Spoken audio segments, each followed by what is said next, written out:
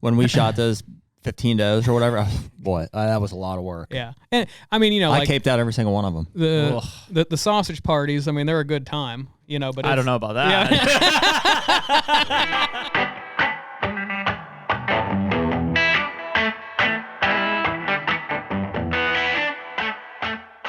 The HUNTR Podcast is brought to you by Hoyt. What can we say, man? Another year back with Hoyt. We're both shooting RX8s. I'm shooting 70 pounds in the bourbon, which I love bourbon. It's great. And you're shooting 80 pounds in the straight black. Blacked out as always, man. I got the, so I'm shooting the 500 grain Easton Arrow this year. And at 80 pounds, I'm flinging that thing at like 300 feet per second. I mean, it's deadly. Put a water buffalo in front of me and he's done. I mean, we shot it earlier. You literally put an arrow through a brand new target, like never been shot before. I know. So one other thing that Hoyt is doing this year is they're making all their own strings in-house. And so the quality is top notch, and it just really is something that is setting them apart from their competitors. Well, what we always try to do when we go to our bow shop, Ultimate Outdoors, is we try to shoot other bows just to make sure that we are really giving everybody a fair chance. Sure. The reality is it's a no-brainer. Hoyt, it stands above all of them every single time. Definitely. And so right now you can use code HUNTR, HUNTR, for 20% off any apparel on the Hoyt website. And as always, get serious, get Hoyt. And we're back. Hey. HUNTR Podcast, episode 218. As Nick keeps us in line, but he's editing at the same time. But it doesn't look like it. Camera's looking more Jeremy than me. I don't know. I believe him. Yeah. It's all good. That's Nick's job. Hey, thank you guys for being here, wherever you're listening to us on Spotify, Apple Podcasts, or YouTube. We appreciate you guys being here. Give us a like, follow, or subscribe, whatever's appropriate for the channel. One of those will give you a notification as to when we drop these episodes, but they're Tuesday and Thursday nights at 6 p.m. Eastern time. I feel like I'm dragging us out from week to week. I'm going to trim this down here. No, you're good. I think it's a good one. If you guys have written us on Instagram DM, I personally owe you a special apology on the Instagram. I've been good. Have you? We're caught up. That's amazing, because I haven't read an Instagram message in maybe 2 or 3. I've had a couple tree stand sits that have been pretty dull, so that's when I usually knock them out. Good for you, man. Good for you. Well, that's good. That makes me feel a little bit better. There may be a few stragglers, and that's because they're like 7 or 8 paragraphs. I will get to you, but my brain. So a sincere apology. I know, because they're kind of like YouTube comments where I see a notification, but so I know some of you have killed deer. I know some of you have asked questions and stuff. So I've had a lot of guys killing deer. Yeah. Oh yeah, guys are killing. A lot of messages coming in on that. We have some merch on the website: water bottles, hats, shirts. That's how a part of how Nick gets paid. So he appreciates you picking that stuff, and we're humbled by that as well. So thank you for doing that. And other than that, here we go. Here we go. Nick informed us, if you're listening to this, it's November 14th. It's a good week. Well underway, if not slipping away from us. Teetering on the outsides at this point. I still think this is a really good rut week. Oh, yeah. Oh, it is. Yeah. We haven't even been to Illinois yet, probably. Yeah, very good possibility. Yeah, and I'm counting on some good rut hunts there. Yeah. Week leading up to gun season. Yeah, because if you're listening to this, it is Halloween. Mm-hmm. It's Halloween. It's October 31st. We're putting some down now. Today. We're sitting here, is Halloween. Yeah. Yep. Because we're about to hit our first Midwest trip of the year. Yeah. So coming up fast. We got a guest in the studio, Jeremy Limerick from Better Backstrap. Like the poem? Yeah. That is correct. Like the poem? Same thing, yep. We looked it up. You might have not been here. It's a 5-line. 5-line poem that lines the Limerick. A-A-B-B-A. Boy, I feel like I got tested on that in like high school, and I for sure failed. Oh, no, dude, limericks that was a highlight of English class. That was one thing that I was like, okay, English just is fine. Yeah, I get this. Yeah, I don't know. Well, welcome, Jeremy. Thank you. Yeah, sorry for making fun of your last name. No, it's all right. Great to be here. Yeah, it was perfect. Yeah. If for all of our Pennsylvania guys listening, Punxsutawney boy, right? Yeah, Punxsutawney, Western PA. If you're not from Pennsylvania, people know Groundhog Day. It was Kevin Merrill. That's who was just here from Punxsy also. Yeah, Kevin. Kevin Merrill. And you said you know Kevin? Yeah, know Kevin. He's a year younger than me in school. You guys went to the same school? Yeah, his son, Finn, and my oldest son, Brody, are like same age, both bow hunt, which is no way kind of a rarity right now. Yeah, that's awesome. You know, so they're buddies, but yeah. Kevin and Finn are hunting in Missouri right now. I was getting some text updates. Trip, right? Yeah. Are they seeing anything? Yeah, I think they've seen some decent bucks, just either past or no shot opportunities. Mm-hmm. So they've been beating the ground on Army Corps land. It sounds like public. Mm-hmm. Oh, really? I thought. Well, they're hunting with a buddy. I think they have a piece of private, but they've been mainly hunting public. Cool. I don't know if it's just because they weren't seeing anything on private or what. But yeah, so they were kind of in my old stomping grounds out there.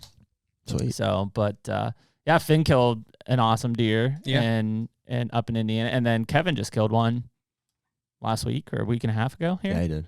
Yeah. So yeah, boys.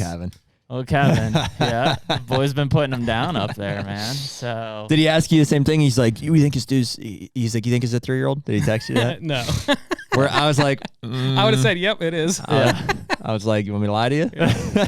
It's definitely. I hope he pulled the incisors and sends them off because it's an interesting deer. When he first sent it, I told him it was 2, and then he and somebody else really thought it was 3. Because he asked. You weren't like, oh, dude, it's a 2-year-old. No. He really wanted to know. He asked if it was 2 or 3, and I said, boy, I really think that deer's 2. And then somebody else, I think, told, and again, this is over the process of like the last couple weeks. So like the deer's putting on muscle because his testosterone's blowing through the roof. What do you feel like your aging ability is? Like if I show you a picture, you feel okay about it? I think mine is pretty good. Really good. Okay. No, I'd say really good. But listen, you got 100% accurate. And you failed. Yeah, you got to understand Western PA, like where I have a little piece of property there where Kevin owned. Me and him own about the same acreage. I'd say we're maybe 20 miles apart. But I have a couple of deer that are 3-year-olds that my neighbors are like, they are out of their mind that I'm not killing them. Like they're slammers. Okay. Yeah, they're 120 Yeah. to 123 inch. And super nice deer, right? And PA slammers. a couple years ago, I'd have killed them. Yeah. So no offense in advance, but I don't trust anybody on the aging stuff. Yeah, I think that usually, and also I'm just gonna show you a picture. Absolutely. Okay. How old do you think this deer is? And I think it looks like a 2-year-old. That's Illinois, by the way. I should tell you that. Looks like a 2-year-old. I mean, 2 or 3. Okay. I don't know the answer, so you can't be wrong. Yeah. I don't think it looks like a super old deer, but you guys have seen way more big deer than I have. Well, but I'm asking you. Okay, I think it's a 2 or 3-year-old. 2 or 3-year-old. Yeah. Okay. So, now, how old do you think this deer is? It's the same deer. We'll try to get Nick to put pictures up so Wow. people can see them. Not the same year, though. No, that's this year. That's No, this year. that's That's this this year. Okay. Man, maybe he was just a huge 2-year-old last year. That's what we think. Yeah, I think he was just a big 2-year-old So you think last he's 3 year. there? Yeah. I agree. Slammer 3-year-old. I agree. Slammer, huge 3-year-old. Yeah, that's And mid to high 50s probably. yeah, and I'm not like, I love Western PA, don't get me wrong.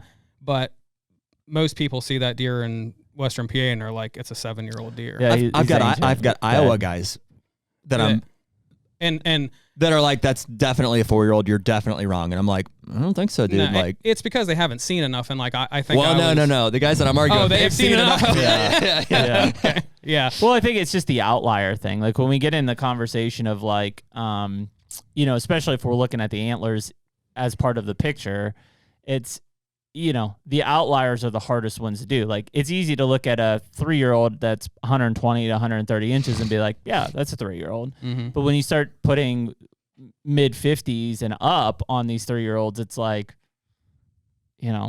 everything might tell you that the body says 3, but you're like, man, he really can't be 3, can he? And I think what we're finding out more and more as we have the ability to see more pictures and you start talking to more people, it's like, boy, yeah, they can. Yeah. I mean, they can be absolute slammers at 3 years old, for sure. But just the more you see, it's like, it's not like I have the opportunity to get deer to, 5, 6, 7 years. Like, you know what I mean? Like, nobody has total control over that, but there are farms where, Skip, who we just had on, killed, and he watched that deer, and he's in a rare position to be able to say, well, hey, the deer was 200 inches at 5 years old, and I'm going to pass him. Like, insane. To see what they do. That's a whole different level. Our buddy Fabia sent me a video that Pat Reeve. Yep. And Pat. they call it Bill's buck that they just killed. Yeah. And it was 207 or something. I don't know what it scored. I think it was 207 or something. Big framey deer, like farm looking deer almost. You know how some deer just look like they're out of. And I mean, obviously it wasn't, but I watched that and it was funny because I was like, I didn't know what it scored, but I was just like, Fabio sent it to me and he's like, check this is awesome. And I was like, yeah, it is awesome. It's a giant deer, But I felt myself being like, probably could have used another, year or two. Really? Did you see the video? I did not see the video. He was 5, and there's no way I would have passed him on my farm either. So I think they did the right thing. But just in looking at it and having had conversations with guys like Skip and stuff, and just wanting to see an animal at peak maturity because that's fun, I'm like he just looked like he had more to go, is what it looked like. Well, I mean, we've had you talk about. I mean, we're all from Western Pennsylvania here, right? Like we hunt Ohio, but like we're from Western Pennsylvania. We've had conversations with Bomar here recently where he sent us pictures and we're like, yeah, that's a slammer. That's Bomar's the one that thinks it's a 4-year-old. Yeah. He's one of them. That's a, whatever. Hypothetically, this is a high 60s looking deer. And he laughs at us. He's like, dude, that's 80s all day long. And we're like, no. What? Yeah. But it's because the deer's 300 pounds. I think he's probably right in that case, and I'm wrong in that case. I gotcha. I think it literally is because the deer are 300 pounds on the hoof. And so we're looking at it like it's a 220 to 240. Right. Live weight deer, and it's a 300-pound live weight deer. Yeah. And so he's also got video of all of them, and I'm looking at still images, and Sure. he's like, you didn't see that 4.5-inch sticker off the back of his base. I'm like, oh yeah, I guess I didn't, and that adds up. Yeah. So it's interesting to see that come through, and I think that when you start to talk about to guys in Missouri, Southern Ohio, Southern Illinois, Kansas, and there's a lot of Southern guys. And this is not a knock on them, but those guys are used to killing under 200-pound mature deer. They go into those areas, and these deer are 250 plus. Like they're shooting monsters. 3-year-olds that they believe is a 5-year-old, right? Because of the body size. They're like, look how big this thing is. Do you think there's a big body size difference from PA to Ohio? So last year I shot the biggest buck of my life, anywhere but in PA, and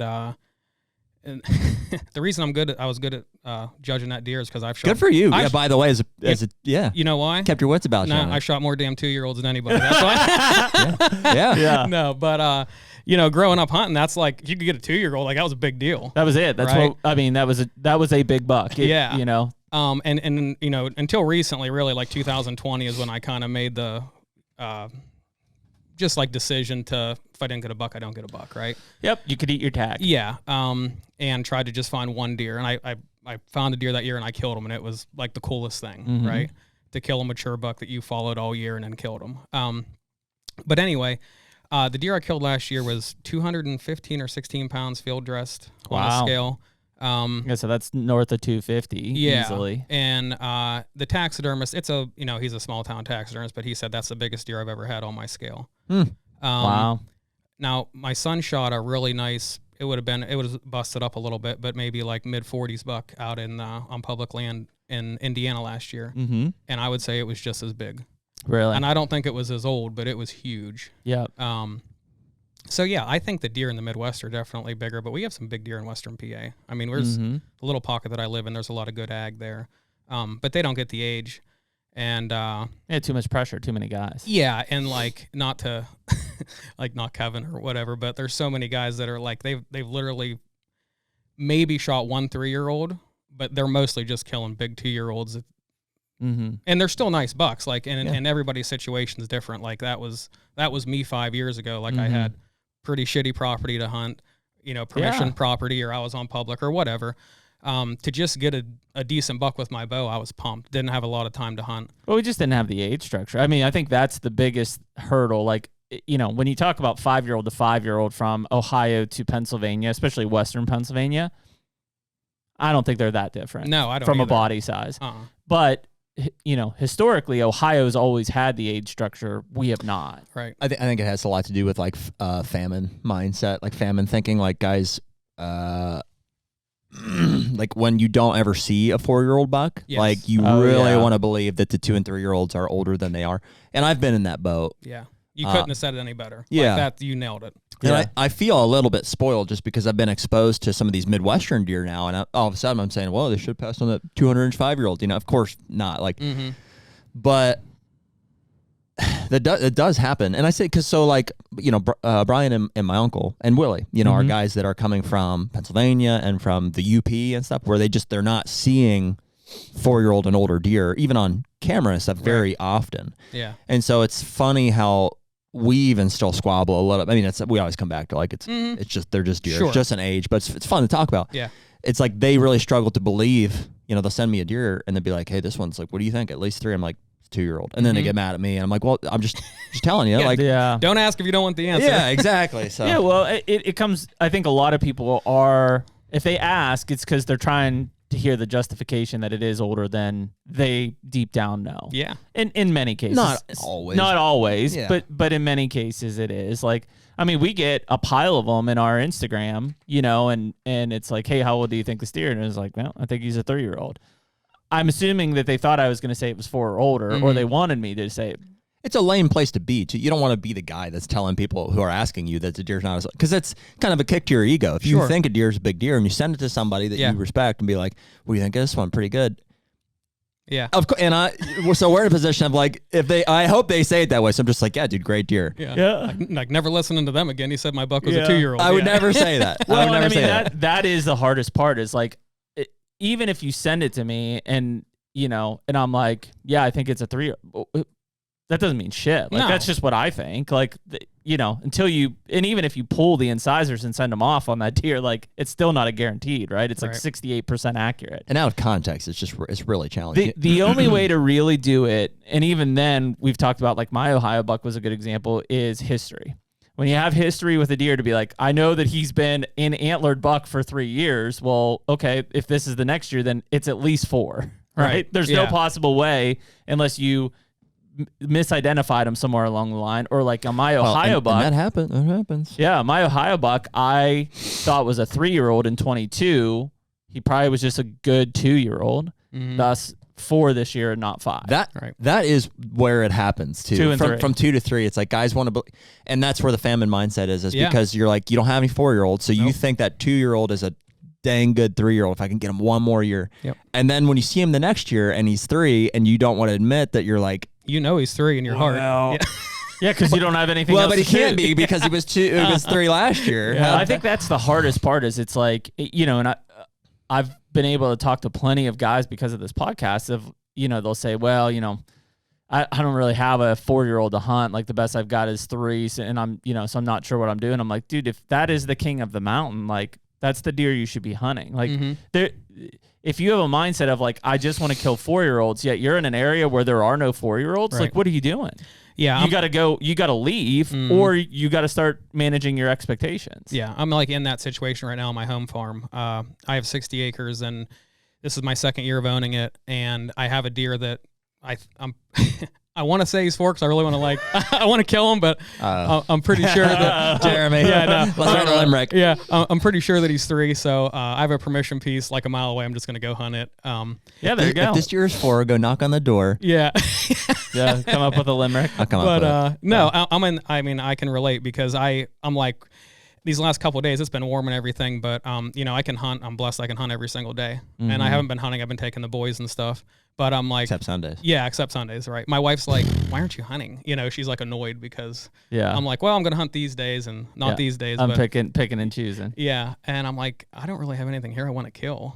And she's like, you just, that's like, probably the toughest freaking spot to be in. Like, I've had that conversation several times with my wife, mainly about like our Kentucky places, just because there's not a lot of deer. And she's like, well, why don't you just go to Kentucky and hunt? I'm like, there's nothing really I want to kill. And I hate saying that, but it's like, I do think that there's like an evolution of deer managers that is like, it's you don't want them to die. Like there was a time where I would have, like, any 4-year-old that moved or gave me a shot, like he was getting an arrow, or if I could justify myself that he was 4. And pretty quickly, I just, over the course of 2 or 3 years, I was just like, I don't want these 4-year-olds to die. Like, I want them to live. Like, I want to see. I've just somewhere along the line adopted a mindset of like, I would just prefer to see them. And that probably comes with a familiarity of them, and also a confidence that's like, if I want them dead, like, I'll kill them. Yeah. And so why do that? Just let's see what they can do. Yeah. And Jared, for being, what are you, 30? 31. Yeah, that's like an extremely mature thing to say. I feel like Insane. at 31. I've spoiled in a sense where I've got a great property that I have permission on or access to, and so that's why. And a lot of people don't have this situation. No, they don't. But what I'm saying is, I was just talking to my best friend about this a few days ago. I was out in Ohio scouting, and I had this deer that was like at a scrape pretty much every morning. He's like, I can't believe you didn't just stay and try to go kill that deer. I was like, I'm at this really weird stage in my hunting where, like, I love running cameras too. I mean, I love it. Yeah. And if I go kill that deer, I know that I'm going to wake up tomorrow and that deer's not going to be like, I'm not going to have pictures of him. Yeah.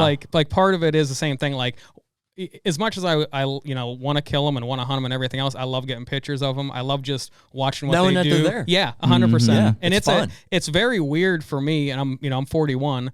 But I had, like I said, I've just recently kind of had access to some better property, but it is, and it's wild. And 5 years ago, I'd have been like, "You're out of your fucking mind." Yeah, like, I'm going to kill that deer right now. Yeah, and it is. It's a weird place to be, but I understand what you're saying. Well, killing them is part of it. I mean, that is the objective. But in the meantime, it's just like that's not the purpose. No, yeah, right. And so like even and I don't mind you asking me at all, but there are guys who are like, "Oh, you haven't killed anything yet?" And I'm like, "I don't really care to." Yeah. Like if that I do, Sure. I'm doing it to kill that. Yeah. There's a buck, this GR8 buck. He's like a mid-40s, 5-year-old deer that I'm after. I would kill him, and I'm hunting him. Yeah. But I'm not like, if you don't kill it, it's I'd not the rather end of the just world. if I had the option right now, it's like at some point, I'd like to kill him, but I'd rather just keep hunting him in the meantime. Yeah. It's a kind of a weird thing because I've seen him 3 times now. there are definitely deer that will show up, whether it's history with them and or just overall size that like I find myself personally getting obsessed with like, and it's been a while, especially locally since I've had a deer where I'm like, all my time has been spent on that trying to kill a deer, and usually ultimately I don't kill them. Right. But it's also kind of what's exciting about like going out to Iowa and Illinois is like, especially Iowa, we were just talking about pre-podcast, like it took 6 years to draw. Yeah. We won't be back for at least 6 to 7 years, if not longer, right? By the time, who knows what the point system will look like. There is no history with these deer. Unless we get late season. Yeah, maybe. Which we may start to do. Yeah, but there is no history with these deer. Right. There is no, I'm going to pass them this year and hope to kill them next year necessarily. And I'm not saying we're going out there to just smack the first 150-inch 3-year-old we see, but it's kind of a different atmosphere in that like you're just hunting. Yeah. Period. You don't have the relationship with the deer at all. Yeah. No. Other than we have more of a relationship with like trying to put together the experience. Like it's been quite a thing here of networking that we've done. We can go into it. Well, we kind of have. Yeah. But just what I'm saying is once we, and maybe even the year leading up to it, we're like, we're going to draw. We're set to draw. Sure. So we start putting feelers out, start, piecing things together. And like that's been the bulk of like the experience so far, and I'd say already, even if I don't even talk about the hunting Iowa, it's like, well, we've been out there twice, 2-3 times as scout. We've done all these things to build these relationships with people out there. It's cool. I feel like we have a network of people and friends out there now. And that's kind of what the out of state thing is like figuring out, like that's the adventure part of the hunt. Sure. Mm-hmm.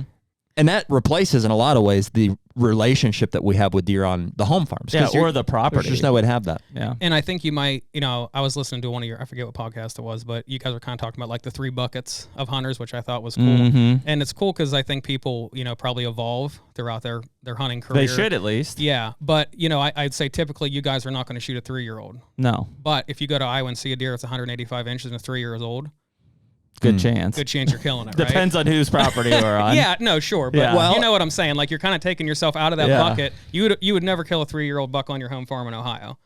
I don't think I would out there either intentionally. Depending on what property. Jeremy and I you're are on. in slightly different buckets there. I just if I had like a 180 to 200 inch 3-year-old come by me on a property of which I knew that the landowner doesn't care, I'd kill him. Sure. Yeah. Right. And it's because I and can't, 180 is different than 200. Well, it's also because like what is there is no relationship after that encounter. Exactly. It's gone. Yeah. There is no next year. Right. There is no I'm not going to get a thrill out of somebody going and killing that deer 2 years from now as a 200 and be like, well, I passed him as a 180. Right. And honestly, it's because I've never killed a 180 either. Right. Like if I've killed a bunch of 180s, then maybe it's a different. Yep. but I've never killed a 180. HUNTR Podcast is brought to you by Deer Grow. Man, we've been using Deer Grow products for a long time. The Plot Start and Plot Boost, more recently Plot Till. Now we've got 3 new liquid fertilizers that have been put in the mix that will cover everything we could want for a food plot program. It's huge, man. The more food plotting we do, it's like, man, the liquids just make sense. Like whether it's herbicides or the Plot Start and Plot Boost, and now the fertilizers getting mixed in. It's like, man, I can combine all of those in certain cases and do less passes for more results. I mean, it's all about efficiency. I mean, like you said, less passes. If you're out there treating your beans with glyphosate in the summertime, you can mix in this fertilizer, do that all at once. You have the boost in there to help some metabolism. It's all about efficiency when we're talking about food plots. And really the big difference on these liquid fertilizers is you're bypassing some of these soil limitations, pH limitations, the soil type. In a lot of cases, we talk about dry fertilizers only being available for 17% of what you put down in the first year. These liquid fertilizers straight into the plant are 90% available in the first year. Huge difference in what you're going to see in growth. It's huge. And so right now you can use code HUNTR15 for 15% off any of the Deer Grow products on their website. And as always, better food plots, bigger deer. And I think this is, and you guys can maybe have your opinion on this, like this relationship with deer. I mean, I don't think it's ever been to the point it is now since trail cameras, right? Like, because before that, yeah, you had no idea. Yeah, well, yeah, I remember like in high school, I killed this deer that I would sat like in a cornfield and like watched them come out every night, you know, until the opener, and then I shot him. It was a 70-inch 8-point or whatever. I thought it was the biggest buck in the world. Yeah, but that was rare to like that was a deer that I knew it was that deer. Yeah. Right. And then, you fast forward to when now we have cameras. That was back in 35 millimeter camera days where you were running and getting the 24 pictures. Exposed. Or whatever. That was a weird turning point when guys started like knowing who deer were. Yeah. Yeah. It saves a ton of deer too. Like truly. Also kills a ton of deer. It does kill a ton of deer. Yeah. I mean, I did it last night. I had no intentions of going out last night. It was 80 degrees. It's kind of windy. And I got home late. I was like not even in a rush. And I was talking to my wife, and at 1:40, my target buck behind the house with a doe came and hit my man-made water hole and then went back up in the woods. And I was like, I can't believe he did that. And she's like, what are you doing? I was like, what do you mean? She's like, go kill him. Yeah. And I'm like, okay. And in 5 minutes, I'm in a stand behind my house sitting for this deer. I didn't kill him, but had I did, it would have purely been because of that camera. Right. It's a really interesting progression. And like the thing that comes to mind is JJ Dukart asked us what I thought was a really interesting conversation. It's a topic that I find interesting is like at some point we learned to identify deer. Mm-hmm. So now we can effectively manage them by passing them, by categorizing them, whatever. But we can also kill them more effectively. Mm-hmm. So we're able now to have the wherewithal to maybe get them to a certain age that we want. Yep. But when we want them dead, they're dead. And so those deer never reach. That's like the Pat Reeves buck, Bill's buck. Not that deer definitely would have survived or anything, but like those are the ones that's like on the managed properties where guys are running a lot of trail cameras. It seems like you can get really good deer, 4 or 5 year old deer, depending on where you're at. But you don't get the great deer because they can kill them that make it to 5, 6, 7 years old, and nobody's because they're too effective. Right. You're too effective. Yeah. And a lot of that, most of it is the cameras. You know what I mean? That's what allows you to pattern them. Yeah, as well as property design and layout and pinch points and box blinds and like everything that you can manually change on the property. Sure. But yeah, cameras are a huge part of that. Yeah. Yeah, it's an interesting topic when you get into it because it's like, and I think that's what's kind of cool about Iowa is that because it's a short-term like experience.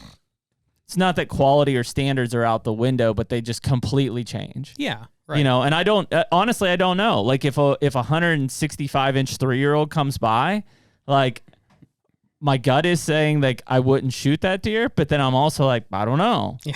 Like if I'm in the situation, like I've said it from the start. If I will be bringing my longbow with me. Yeah. And I don't know. Like if I start getting a pile of like 140 to 160 inch deer at 10 yards, like consistently, then why not? Right.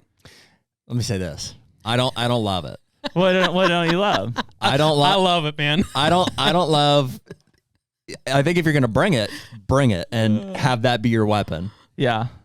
It's like taking a muzzleloader and a blind and a bow. Yeah. Just pick one. And cause Not that I care either way. Yeah. But I don't want you to be indecisive and be like, oh, do I take it this time? You're going to feel scattered because of that. Yeah, and I don't know yet. I feel way more confident with my shot capabilities this year than I think you should leave it at home. I think you should just bring a compound. Which it's Iowa. It's the first time. You got other opportunities to kill deer with your longbow. Sure, I do. It's just, but what if a let me ask what you if a 6-year-old 180 in Iowa walks in? Yeah, at 25 yards with your longbow. I would sling Could one. You ever yeah. Could you ever forgive yourself? Yeah, probably. Yeah. What if he killed it though? What a great, And I don't say this to fair. to downplay it, but like, what if a 5-year-old 160 Iowa buck comes by and I shoot it with my compound? Like, it'll be awesome, but it'll be awesome. It'll be awesome. There's nothing not awesome about that. Yeah, you're not going to be like, well, and maybe you are, and maybe this is what makes the decision for you. If you're like, oh, I wish I would have killed with my trap, but then bring the trap bow. Yeah, I don't know. It kind of only you can answer that. Well, the interesting per all these things that we're talking about is like, for sure there are chances he to keeps kill. Threatening the longbow. There are a lot of chances to kill a giant buck in Iowa. It's Iowa, right? But it's at the same time, and I've talked about this with a couple people who have wrote into the Instagram, is like, it's not that Iowa's been disappointing, but it's just like, there's big bucks everywhere. Yeah.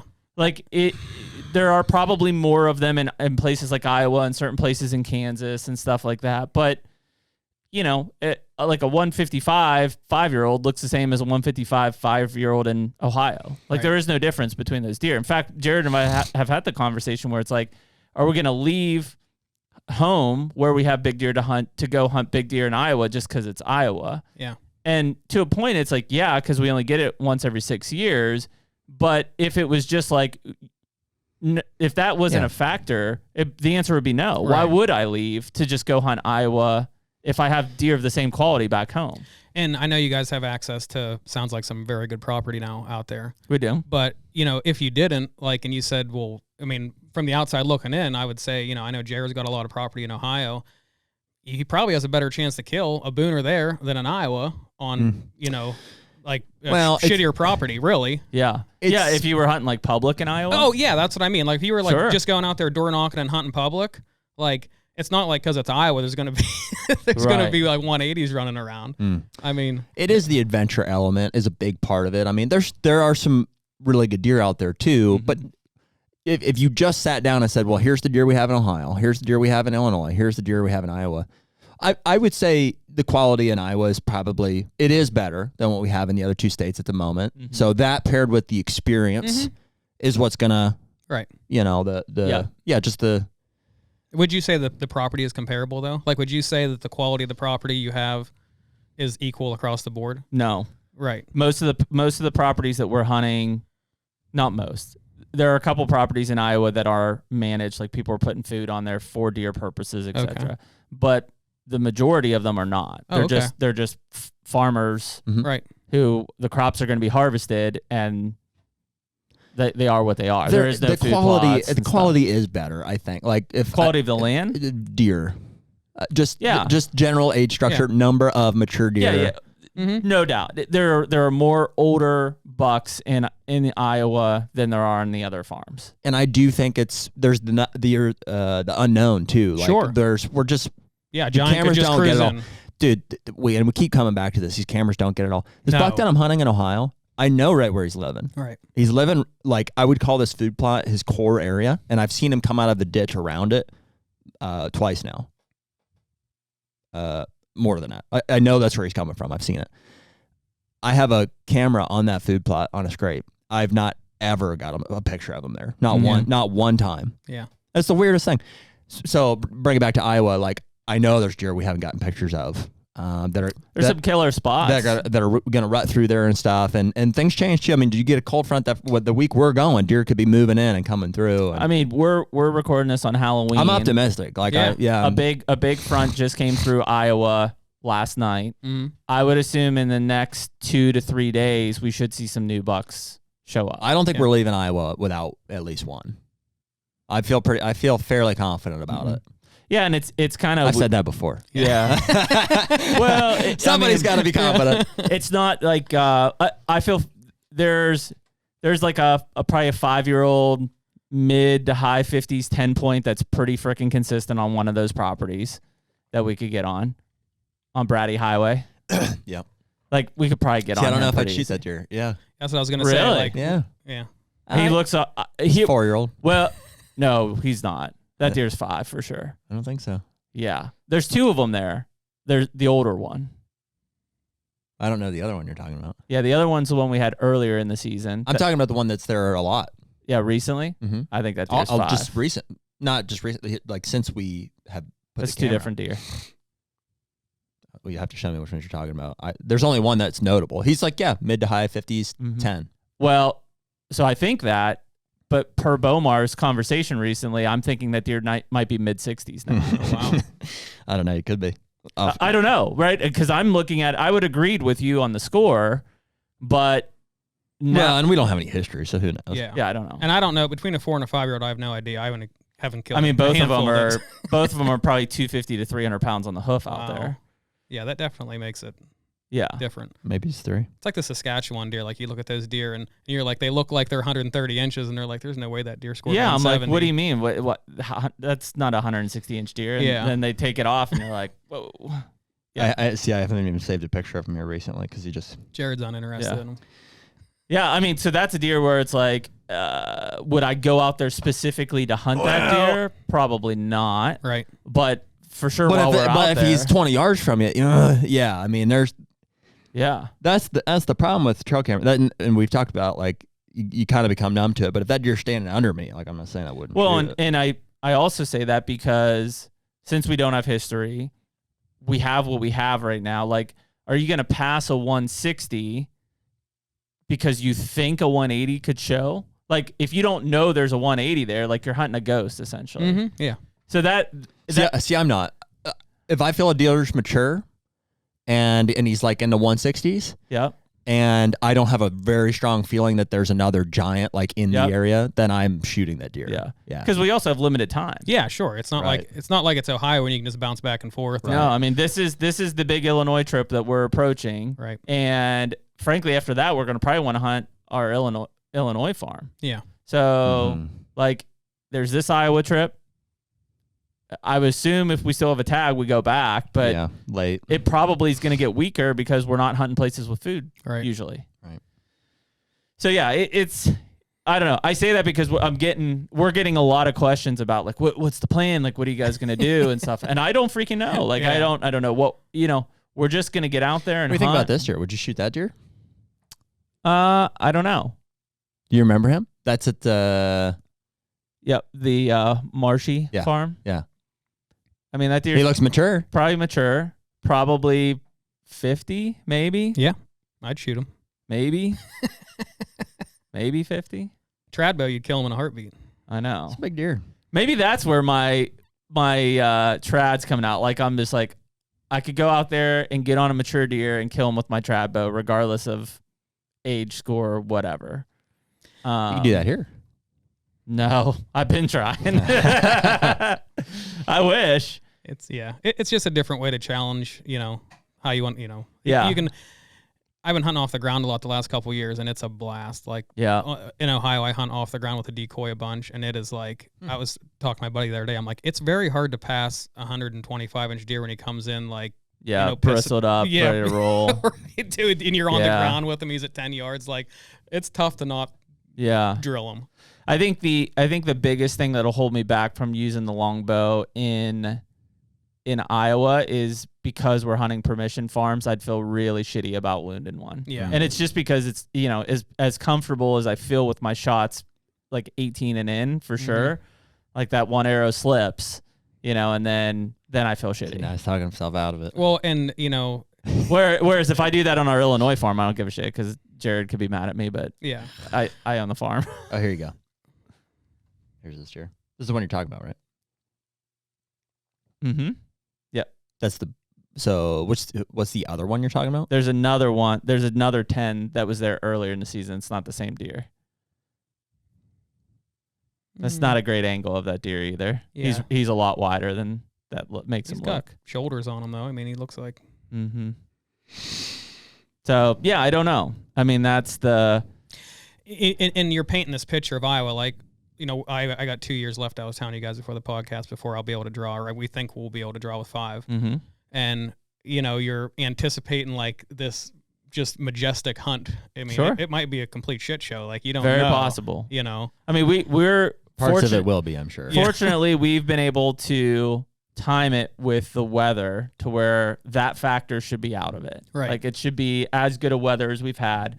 It'll be the 6th, 7th, 8th, 9th, 10th of November. Mm-hmm. So you're going to experience a little bit of lockdown. Yeah. But you're in the heat of it as well. Yep.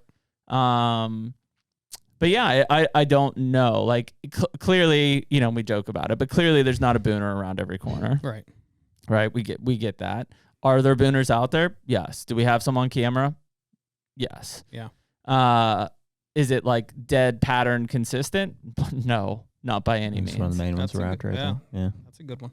Yeah. And so, you know, when you get into those kind of conversations, it's very much like, I think to Jared's point, it is this is our adventure trip, right? This Yeah. is our deer camp. Sure. We're going to do a live from deer camp on the night of the 5th. Awesome. So that'll be the day before we start hunting there. Expectations are going to be super high. Fronts coming through. Yep. Weather's, you know. They are high and building. Yeah. I'm pretty excited. Yeah. And I think the trying to think, the kind of puzzling piece of it is because we're unfamiliar with the properties for the most part, I don't know what to expect. Mm-hmm. You know, I don't know if it's like we're hunting a single deer and like that's the deer we're looking for. I don't know if it'll be like Jared's farm where he's seeing 30 deer a night. Right. Like, I don't know. Yeah. I have no idea what you're walking into out there. But that's part of the, you know, excitement of the adventure side of it.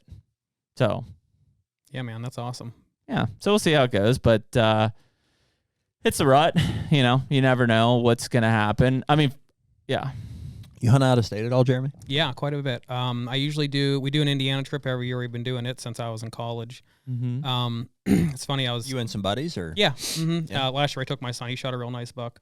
cool. How old are you? 41. Yeah. How many So- kids you got? 2. I got 7 and a 12-year-old. Both boys. Yeah, both boys. Cool. So yeah, took the crossbow away from my 12-year-old last year. Best thing I ever did. Mm-hmm. You know, and part of that was, and I know you guys have talked about this a lot, but like it's amazing how many more opportunities they have to hunt than we did. Like, Yeah. we couldn't hunt till we were 12, right? But we were like rip roaring when we were 12. Yeah, because we were just suppressing us for years. Right. But now, and you know, my 12-year-old, he really appreciates my property. And I got I have 60 acres, but it's like a park for, you know, scrubs and 2-year-olds, right? So but It's perfect. yeah, but he hunted his first couple years where to shoot a buck, even with this crossbow, like we were just hunting shitty permission pieces that were tons of pressure, like just terrible experiences, right? Mm-hmm. And my 7-year-old, he doesn't really like, you know, I'm like, how do I make this harder? You know, he's 7.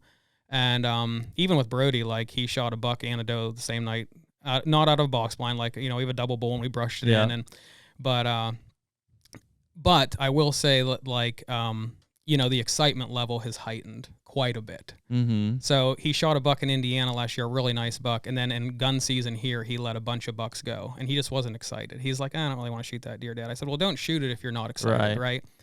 So the first buck we see in archery with, you know, a bow in his hand, a vertical bow, this year it was a 3-point and it's coming in and he's like, I'm killing that deer. It's the biggest deer I've ever seen in my life. He's like whispering. I'm like, Brody, get it together. Like he was freaked out, you know? Yeah. Just put the Funny. vertical It's bow. funny how the weapon in your hand changed your mindset. Oh, dude. Yeah. Like even, so he ended up shooting a spike and I said, I think it's a doe. And he goes, no, it's a spike. It was at the water hole.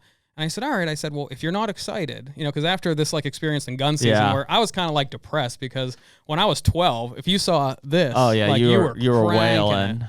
And he let a bunch of small bucks go in gun season, which like kind of didn't make me mad, but I was like, man, like what? Like, am I failing as a father? Like, why is he not pumped to shoot these deer? Mm-hmm. But then this year, after seeing that, like he saw that spike, and I said, no, if it doesn't make you excited, don't have to, like, don't feel like you have to shoot it. And he's like, oh, okay. And he's like, yeah, I don't think it was still, you know, pretty far away. And he's like, I don't think I'm going to shoot it. And then it started walking toward us, and I could see his like body language change. He's like getting ready. I like moved my foot, and he's like shushing me. And I was like, oh, I thought you weren't going to kill this deer. And he's like, I changed my mind. I changed my mind. yeah. Yeah. But yeah, it is. It's very, very different. What do you think is influencing his like decisions there? This is your 12-year-old, 11? 12, yeah. I mean, is he looking at, you guys have mounts in the house and stuff, like he's aware of what you've killed? Is he like watching stuff on YouTube? Like where do you think he's like getting his you mean his benchmark for what deer he wants to shoot? I think it's just his mood at the moment, honestly. I mean, he's 12, you know. Like and like all of us probably, right? Like I'll show him a deer on camera and he's like, but you show him that deer in real life, it's dead. Yeah, it's you a know, whole different especially ballgame. with his bow. Like that's the big thing. Even with his crossbow toward the end, he hunted with a crossbow for 3 years. And even toward the end, I could just feel the like, this is getting freaking too easy. You know what I mean? Like, and it was. Yep. And I think that, and not to go down the crossbow thing.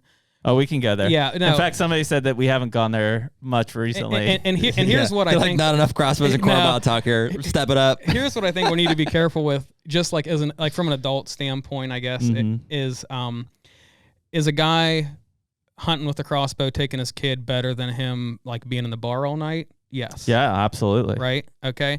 But I think someone else who really does bow hunt needs to have a conversation with that guy. Like, this is great, but this is a season.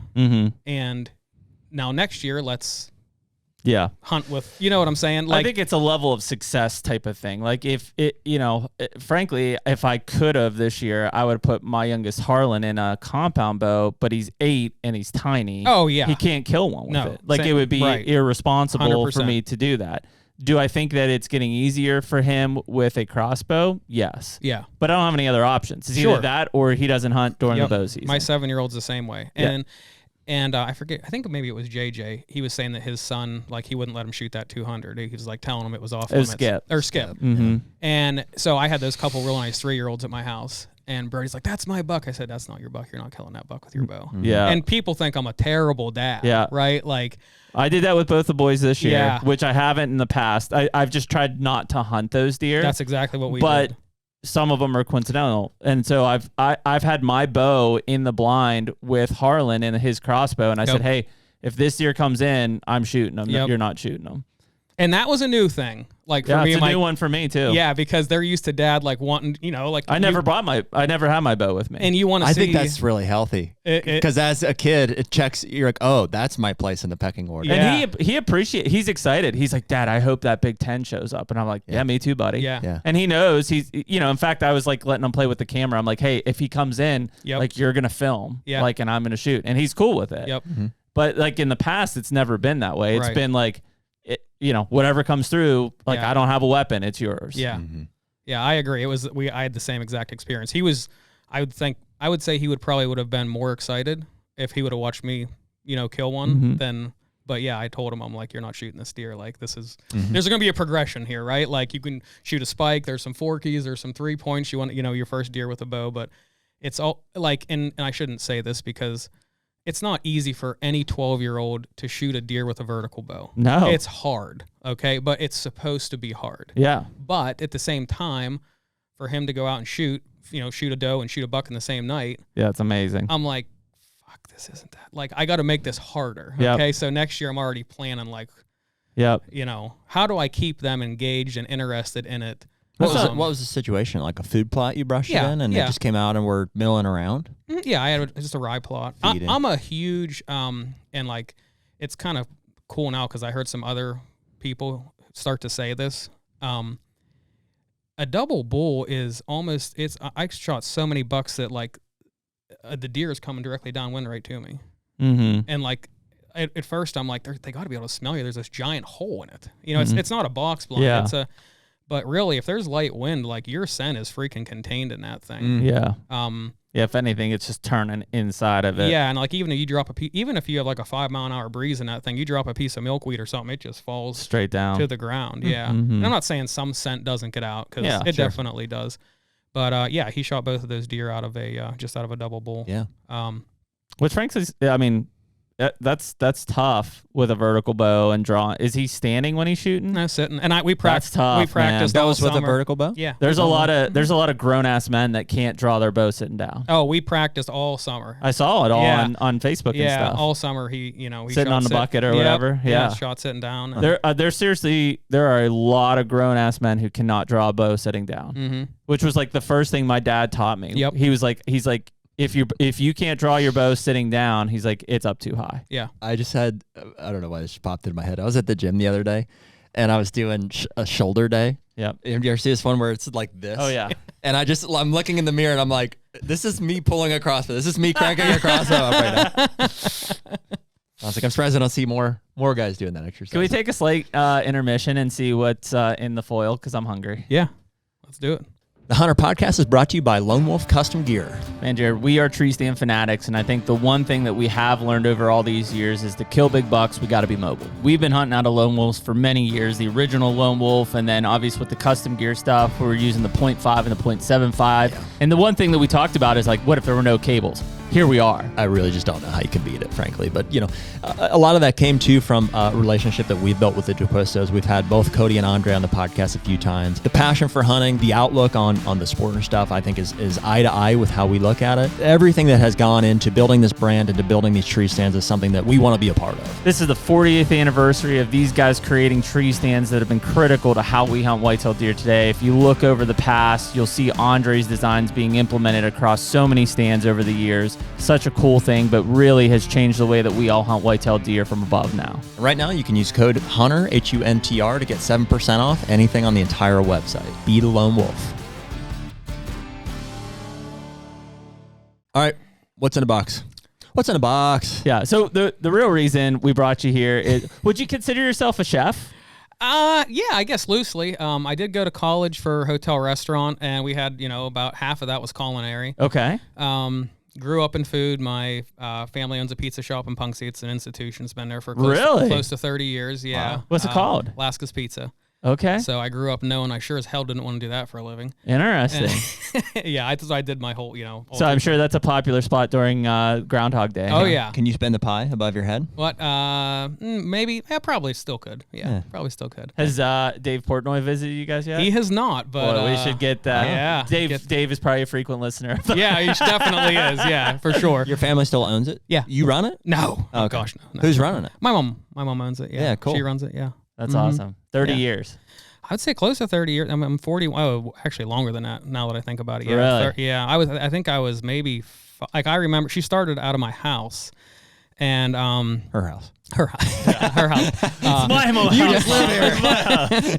But I remember when I was a little kid, like My house. 4 and 5 years old, we had like a mail slit, but it was a pizza slit in the back door. Really? Okay. Yeah. You would. I mean, super cool story. My mom, she was a teller at a bank, just, started this business out of her house. And we converted our kitchen. She put a pizza oven in there. And yeah, it started, she'd sell, she was selling 20, 30 pizzas a night, and then 40, 50 a night, and then 100. And then it just, wow. Yeah. And That's wild, man. yeah, I remember I couldn't even like reach it. I was so little, but like sliding pizzas through that little hole, and then people would put their money in. Mm. Yeah. That's crazy. Yeah. Very cool. But yeah, that's what I grew up So that doing. introduced you into the food space, basically. Yeah, but it also taught me I didn't want a brick and mortar because I wanted to hunt, basically. Yep. And Yeah, because I'm sure your mom was glued in there. and if they she were still, doing- yeah, I mean, unfortunately, she still is, honestly. She's in her 60s and she still works 80 hours. I mean, her work ethic is like, Yeah. I can't even, just unbelievable. But, not something I really want to do for when I'm in my 60s. But, yeah, so that's kind of how it was my introduction into food and, selling food.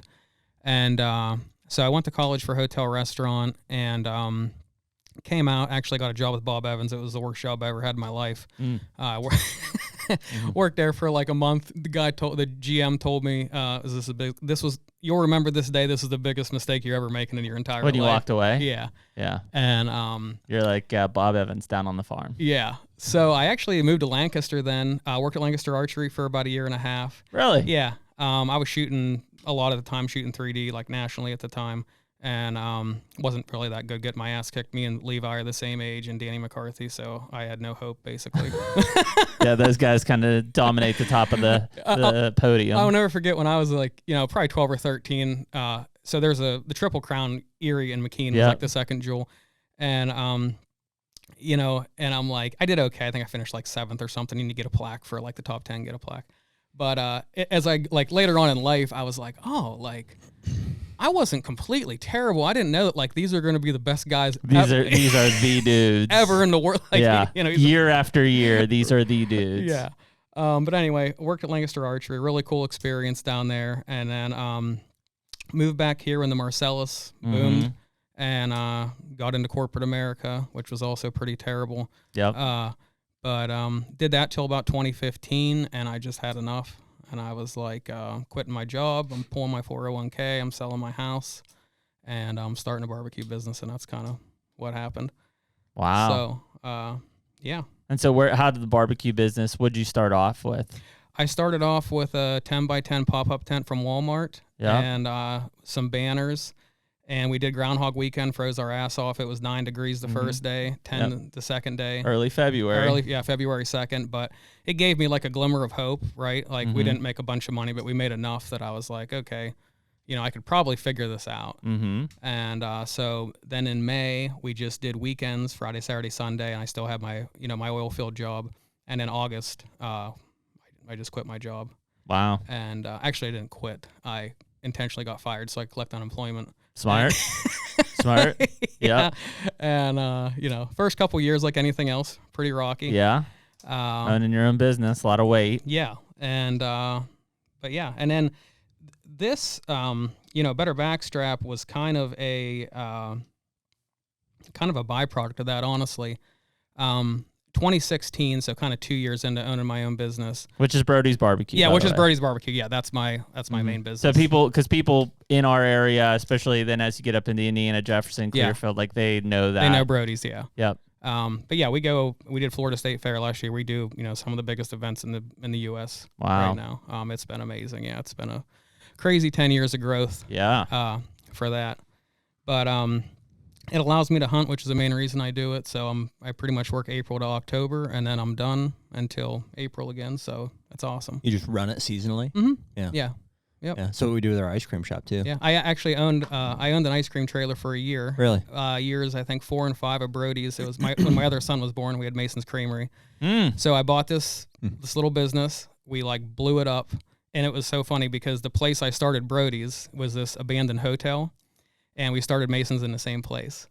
And it was like so nostalgic just being there. Yeah. And anyway, this lady came up to me, and she's like, when I saw your ice cream trailer and how you've, just blew this business up in 3 months, I started crying. And I said, why? And she said, because I've always wanted a trailer that looks just like this one.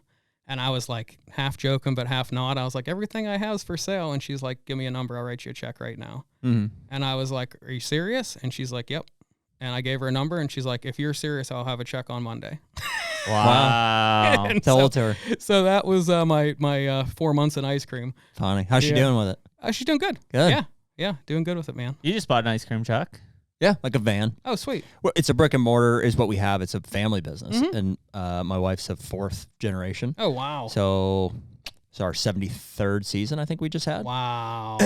So well established. Yeah. And looking to, I think, branch out, look for some other opportunities. And, Great. and I mean, Margie is like not, like from a bookkeeping standpoint, from an admin standpoint, that's, I can really give her some structure. Yeah. But she's really... Yeah, work ethic. I wouldn't have called her like an entrepreneur necessarily. I mean, not... not in a looking down sense at all, but it's impressed me how she's wanting to like grow the business and stuff. I'm like, let's do it. Yeah, you guys will do great out of a truck. Ice cream is so similar to like concessions, what I do with Brody's, in the fact that you have such a limited time to get your product out the window, right? Like it's not, and you guys. It's will very do great. volatile, melts. Very, very, and that literally, yeah. And you got machines breaking, and I remember all the. So we'll see. We'll start with that. I mean, there's avenues you can go, right? You can go. Like wholesale into like retail, and there's opportunity for pints and stuff like that. Sure. And so there's product development and maybe down the road, I mean, from a hands-off standpoint, that makes sense to maybe evolve into that in some capacity. But in the short term, she seems intrigued by the trucks, and there's definitely demand for it. Huge demand for it. And it's less risk and lower, cost investment than just going to a second location, which again puts you more in the brick and mortar chance. So I'm like, do we want to do that? Is there a franchise thing? So there's always Millie's in Pittsburgh. They did they blew up. Yeah. And they do some of the they have a lot of locations. They're like about a little small location, but they do a lot of the wholesale stuff too. Yeah, and their franchise model is awesome. It's like you just buy the ice cream from them. Right. I don't know anything about it. Like you just have to buy their ice cream and that's it. Yeah. Yeah. And they make it all right there in Pittsburgh too. Yeah. Yep. Interesting. Anyways, derailed slightly there, but so okay, so but then you went into, would you call it a food truck or a trailer? Or so basically I knew I didn't want to do brick and mortar, but to do large scale fairs and festivals, the good ones, nobody leaves, so you can't just get in. Like people think you just like sign up for a fair. It's highly not like that. So 2016, I applied for 57 events. I got into one. Wow. So we kind of started a brick and mortar restaurant just out of necessity. Yep. Owned it for a few years. And then until we went full-time mobile. But yeah, we started with trailers. Now I have, between serving and support, we have 8 trailers. Wow. And mac and cheese and barbecue. So you guys are dividing and conquering? It's a lot of support. Like I have a cooler trailer. I have 2 smoker trailers. I have a dry stock trailer, 8.5 by 20. That's just dry stock. Wow. It's a lot of trips. I'm like a full-time truck driver basically. It sounds like it. Did you see that movie? I think it's called Chef is it John Favreau or whatever? I don't think I've ever seen the dude. He would be the counterpart to Vince Vaughn in a lot of movies, frankly. But you're so money, you don't even know it. What's that? Come on, really? Wedding Crashers? No, come on. That's Owen Wilson. Here, I'll show you this dude, and you'll know exactly what I'm talking about. If you haven't seen this, you should really watch this movie. It's pretty inspiring. This guy. I don't think I did see it. Oh, dude. I see. It's about him starting a food truck. It's a great movie. Oh, yeah. I know who you're talking about. What's his name? I don't think I've seen the movie. Dude, this guy. I've never seen that movie, though. This dude is really a successful producer and stuff. Yeah, John Favreau. John Favreau. Brett Favre. Yeah. Anyways. No. Inspiring movie. Yeah. But anyways, so Better Backstrap, 2016, I was 400 pounds basically. Stressed out of my mind, just in a bad place, went to the doctor, and in a roundabout way, I think I was 32, 33 at the time. She's like, you probably see 40, but you're probably not going to see 50. Whoa. And I was like, okay, I have like a 3-year-old sitting at home. I'm like, you better get your shit together. All because of weight implications? Yeah. Wow. Just because I was just very heavy. Not going to see 50. Wow. I mean, she didn't say that, but she kind of said she leaned that way on it. Damn.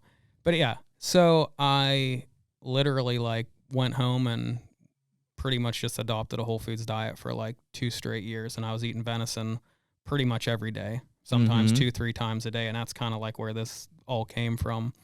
And growing up, we ate a lot of deer meat. My dad didn't hunt, but my stepdad did, and he was a phenomenal cook. I didn't realize until I was probably a late teenager that there was sausage seasonings, because all of our sausage, he just made it from scratch. He just made it all from scratch. Yeah. And which kind of leads me to why I started this company is, I didn't have his recipes or anything, but I would buy these packs, these kits, and I was like, man, it's not very good. Or doesn't taste. Yeah, it's okay, right? Yeah. But it's designed for pork or beef, so you were constantly adding shit to it. Too salty, too hot. Yeah, or the grind size wasn't right, or there was you were biting into big pieces of like fennel seed or something. And so I was constantly having to doctor stuff up, and so I was started like everybody else. I'm using the McCormick shit, and then I'm mixing stuff together. Then I went through the Meat Church and the Cosmos. I like the comp barbecue stuff. And it's kind of cool because in the space that I'm in, I'm not competing with those guys, but I have access to them, if that makes sense. So they're very willing to share stuff with me. Yeah, so they're out there actually competing from a barbecue standpoint. You're just producing to the customer. I'm vending. You're vending. They're trying to cook one great piece of meat. My busy days, I'm cooking 3,000 pounds to feed. We're at a fair that gets 1 million people for you know what I'm saying? So it's a completely different world. Yeah. But we both love to cook. We have a lot in Yeah, common. and you want to keep the quality Yeah, high. I'm trying to put the best product out I can, except I got to cook a whole lot more than they do. Yep. But what I learned really fast was how grind size in a seasoning reacts so different to venison, and any meat.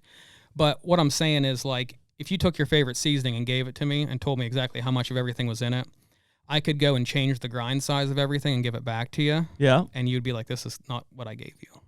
Like, it tastes completely different. Is that just like from an absorption side, or how it like binds to the meat? Yeah, it's from, when you say grind size, you're talking about how finely the... fine or thick or coarse the grind is. Yep. Mm-hmm. Okay. All of the above that you mentioned. Also, how much, like, if you especially in barbecue, if you want to smoke it, the coarser the grind, the more smoke it's going to get. Okay, because of like surface area. Yep.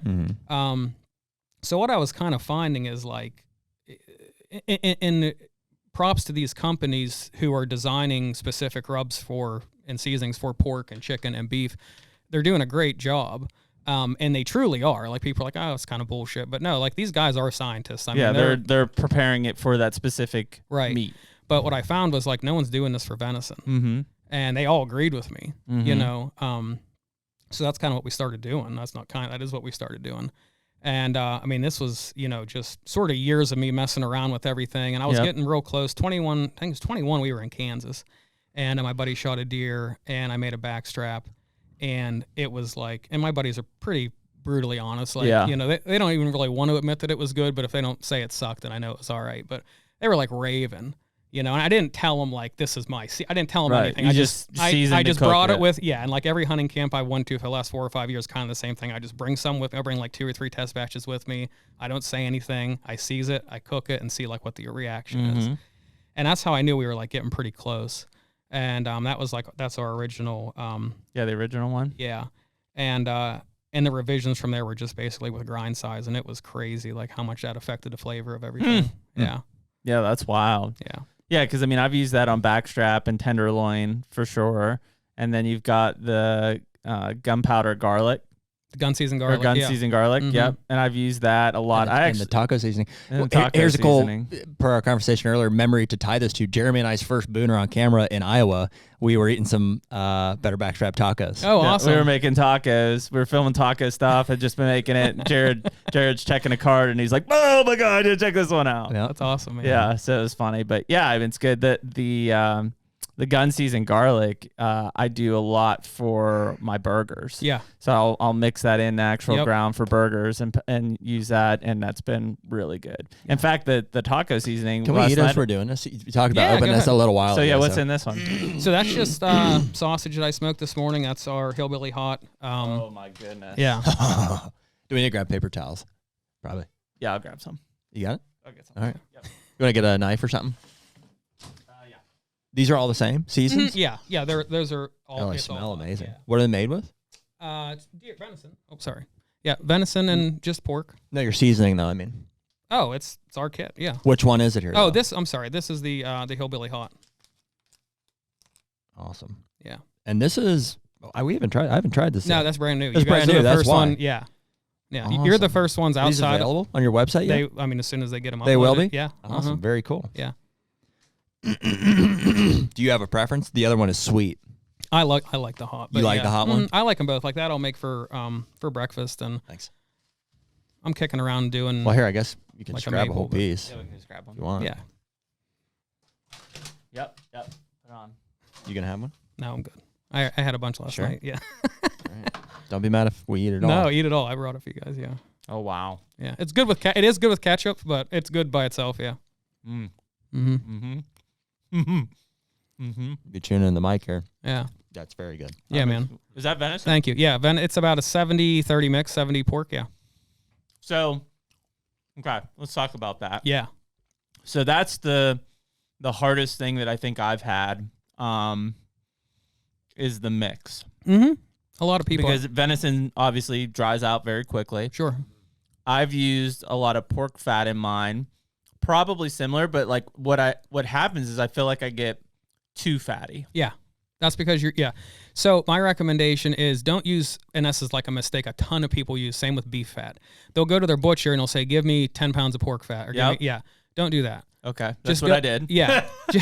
You just want so just go and you can even buy pork butts wherever, Yep. And grind them yourself when you're grinding your burger. Yep. Or just go to your butcher and say, hey, give me 30 pounds or whatever, 10 pounds of ground pork butt. Okay, so a pork butt, which is what I smoke thousands of pounds of every day in the summer, it's you're looking at maybe like a 65-30 meat to fat content. The butt always confused me because it's not actually the butt, right? No, it's a shoulder. Yeah. Yeah, that's front a shoulder. Right. Yeah. So The only shoulder. Okay. yeah, there's two of them on a pig. Yeah, so if you just get ground pork, you don't want to use pork loin. That's like another like thing with, Too lean? way too lean. Way too lean. Okay. You're not really doing I've done that before. you're not doing a whole lot of advantage to the venison besides just mixing up another protein into it. You know what I'm saying? You're not really adding much fat. Yeah. So pork butt's what you want to use for sausage for sure. And Boy, I'll tell you what, not to interrupt you. No. That's so much easier. Like when I end up, because it's hard to find a butcher shop anymore. Yeah, right? it is. Will they do that? Will they have a readily available pork butt? You can get it at Walmart. You can get it at Walmart, or you can. And it's not cooked, right? No, yeah, They'll give just you raw. Okay. Yeah, if you just go and say, "Can I get some pork butt or pork shoulder?" to your butcher, or if you just call ahead a lot of times and say, "Hey, can you grind me 2 10-pound pork butts or whatever?" Yeah. Dude, this is so good. Thank you. Because Jared's picky. It's got a really nice crisp, like you also want. And just want to warn, like that's smoked too, which is I wanted to bring you guys like my favorite way of eating. amazing. Yeah. Okay. So, But Jared's a picky venison guy. do you guys have like just like Traeger like pellet grills and shit? Yep. Yeah, dude. Sausage you'll knock it out of the Here's park. my problem with my Traegers. Okay. I don't clean it out enough, Catch and on. so it gets all the stuff down in the bottom, and so like it's getting smoked whether I want it to Sure. or not. Yeah. Okay. Go ahead. Finish on your pork though. So Okay. pork butt. Yeah, so get ground pork butt. These are a 10-pound kit. Yep. Which is nice. We talked about that pre-podcast because a lot of them's 25, or they're the other way. They're like 3 or 5. Yeah, and like I get some bullshit from my friends. They're like, "Oh, just what we need, like another sausage seasoning." But I'm Yeah. like, "No, we do." I said because and you buy a 25-pound kit. And you use 10 pounds of it or 15 pounds of it or whatever, and then you try to like put it in a Ziploc and you lose it or whatever. Well, yeah. Then I always pull mine out the next season and it's rock hard. Yeah. Like because it got moisture in it. And Right. Then And from a measurement standpoint, okay, like I'm not very smart, right? So I know that if I want 30% pork, I need 7 pounds of venison, 3 pounds of pork, and 1 of these, and you're good to bake. that makes it really nice. Exactly. Okay. And something else that I do a ton, and I'm not like, whatever. A lot of people do this, and it's, in my opinion, completely safe. You'll see otherwise online. Is if you guys have like frozen burger left over at the end of the year, I do this every year. I thaw some of that, and I make sausage with it. Yeah. So that's like a great thing to do with and it's another nice thing about having a 10-pound pack, is you can grab 7 of your little tubes of burger, or 6, whatever. And go get some ground pork and, make a 10-pound batch of sausage with it. Can you talk me through this real quick? Sure. This is really elementary. Yeah. What's the proper way to thaw hamburger? Because that thought process, I've had it, but it scares me. I'm like, I'm gonna thaw it and turn it into sausage and then refreeze it. Yeah. And that scares me. So the safest way to thaw it is, if you can thaw it in water, that's great. Okay. Hot water? No. Warm water? No, cold water. Put it in cold water. So Okay. fill the sink up, put water in it, put the frozen. I like to do a bowl. One thing you want to be careful Or a of bowl, yeah, is you don't want, so like if you're, I don't know how your deer comes in like the game bag tubes. Is that how I you're- vacuum seal Okay, mine. so Yeah, so, we do our own. Okay, so great. So if it's vacuum sealed and there's no holes in the bag, you don't have to worry about water getting in Correct. your meat.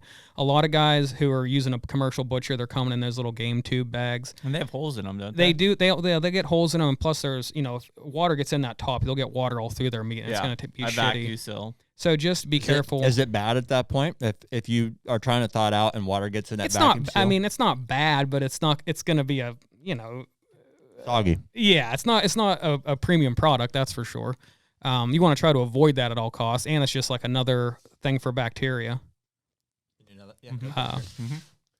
This is phenomenal. Thank you. It is a serious very. Thank you. Here, see if you can hear this, guys. This is the crunch that I'm talking about. This is what you want. Oh yeah. Isn't that nice? I'm I've got a bunch of questions on it. Yeah. Are you good on your answer for thawing then? Yeah, you just said thawed and water. not Like warm. a bowl of cold water. Mm-hmm. And you can even and just leave it out. And for precaution, like what I'll do sometimes, I'll start it at say 3 or 4 o'clock, and if I grab it and it's still like partially frozen, I'll just throw the whole bowl in the fridge overnight. Like if you know what I'm saying? Yeah. Then as it thaws, just slows it down. Mm-hmm. Mm-hmm. What's the water doing if it's just cold water? It's just like melting an ice cube, right? If you set an ice cube on the countertop, it's gonna thaw way slower than if you put it in some water. It's just thawing it faster. That's because water's a better conduit for temperature. I'm not a scientist, but I know it does thaw it faster. That sounds interesting. Right. Mm-hmm. Yeah, and it's just you don't want to and you don't want to leave it just sit out in the air because what will happen? Right. I never even thought about that. If you put it out in the open air, just set it on your counter. What's going to happen is the outside's going to get completely thawed, and then the core is going to be frozen still. Okay, water helps it thaw a little more evenly, a little quicker, and it's just a little safer because you can do it in your fridge if you want. What about warm water? Like I know I usually do it in warm water. Yeah, warm water's okay. It's just so as far as from like a time temperature abuse thing, really you have like 4 hours of that meat being above 40 degrees to where bacteria can grow to be in an unsafe area. So leaving it out on the countertop overnight's not good. Well, I've done that. It's not something that I would recommend. But No wonder I had the shits the other night. No, like, and here's the thing: I do it too.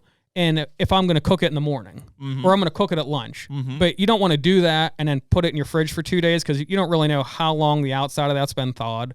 And I'm just that whole thawing process is a mystery to like folks like me. Yeah. You know, where I'm like, I don't know. Like I think, and if I don't know, I'm just gonna end up throwing it away. Sure. Like if I think there's a chance. No, yeah, just put the safest thing to do is just put it in some water. Yep, that makes sense. And then even put it in the fridge. Like that's a super safe way to thaw it. Put it in water in the fridge. It's gonna thaw slower that way, but very safely. Okay. Yeah. The HUNTR Podcast is brought to you by Better Backstrap. Well, one thing that's undeniable, man, is you and I both like to eat. And so we're going to be Clearly. partnering with the Better Backstrap this year to have the best seasonings possible for our meat this summer. Yeah, well, dude, when it comes to venison, you know, it's like you've heard me talk about before. It's like, what does the preparation for all this look like and stuff? And it's like, I really want to make a point of eating more venison moving forward. And some of the Better Backstrap mixtures have made it super easy. Yeah, and so we've got kind of 3 core mixtures. You've got your original Better Backstrap, which is for that grilling of your backstrap or tenderloins or anything like that.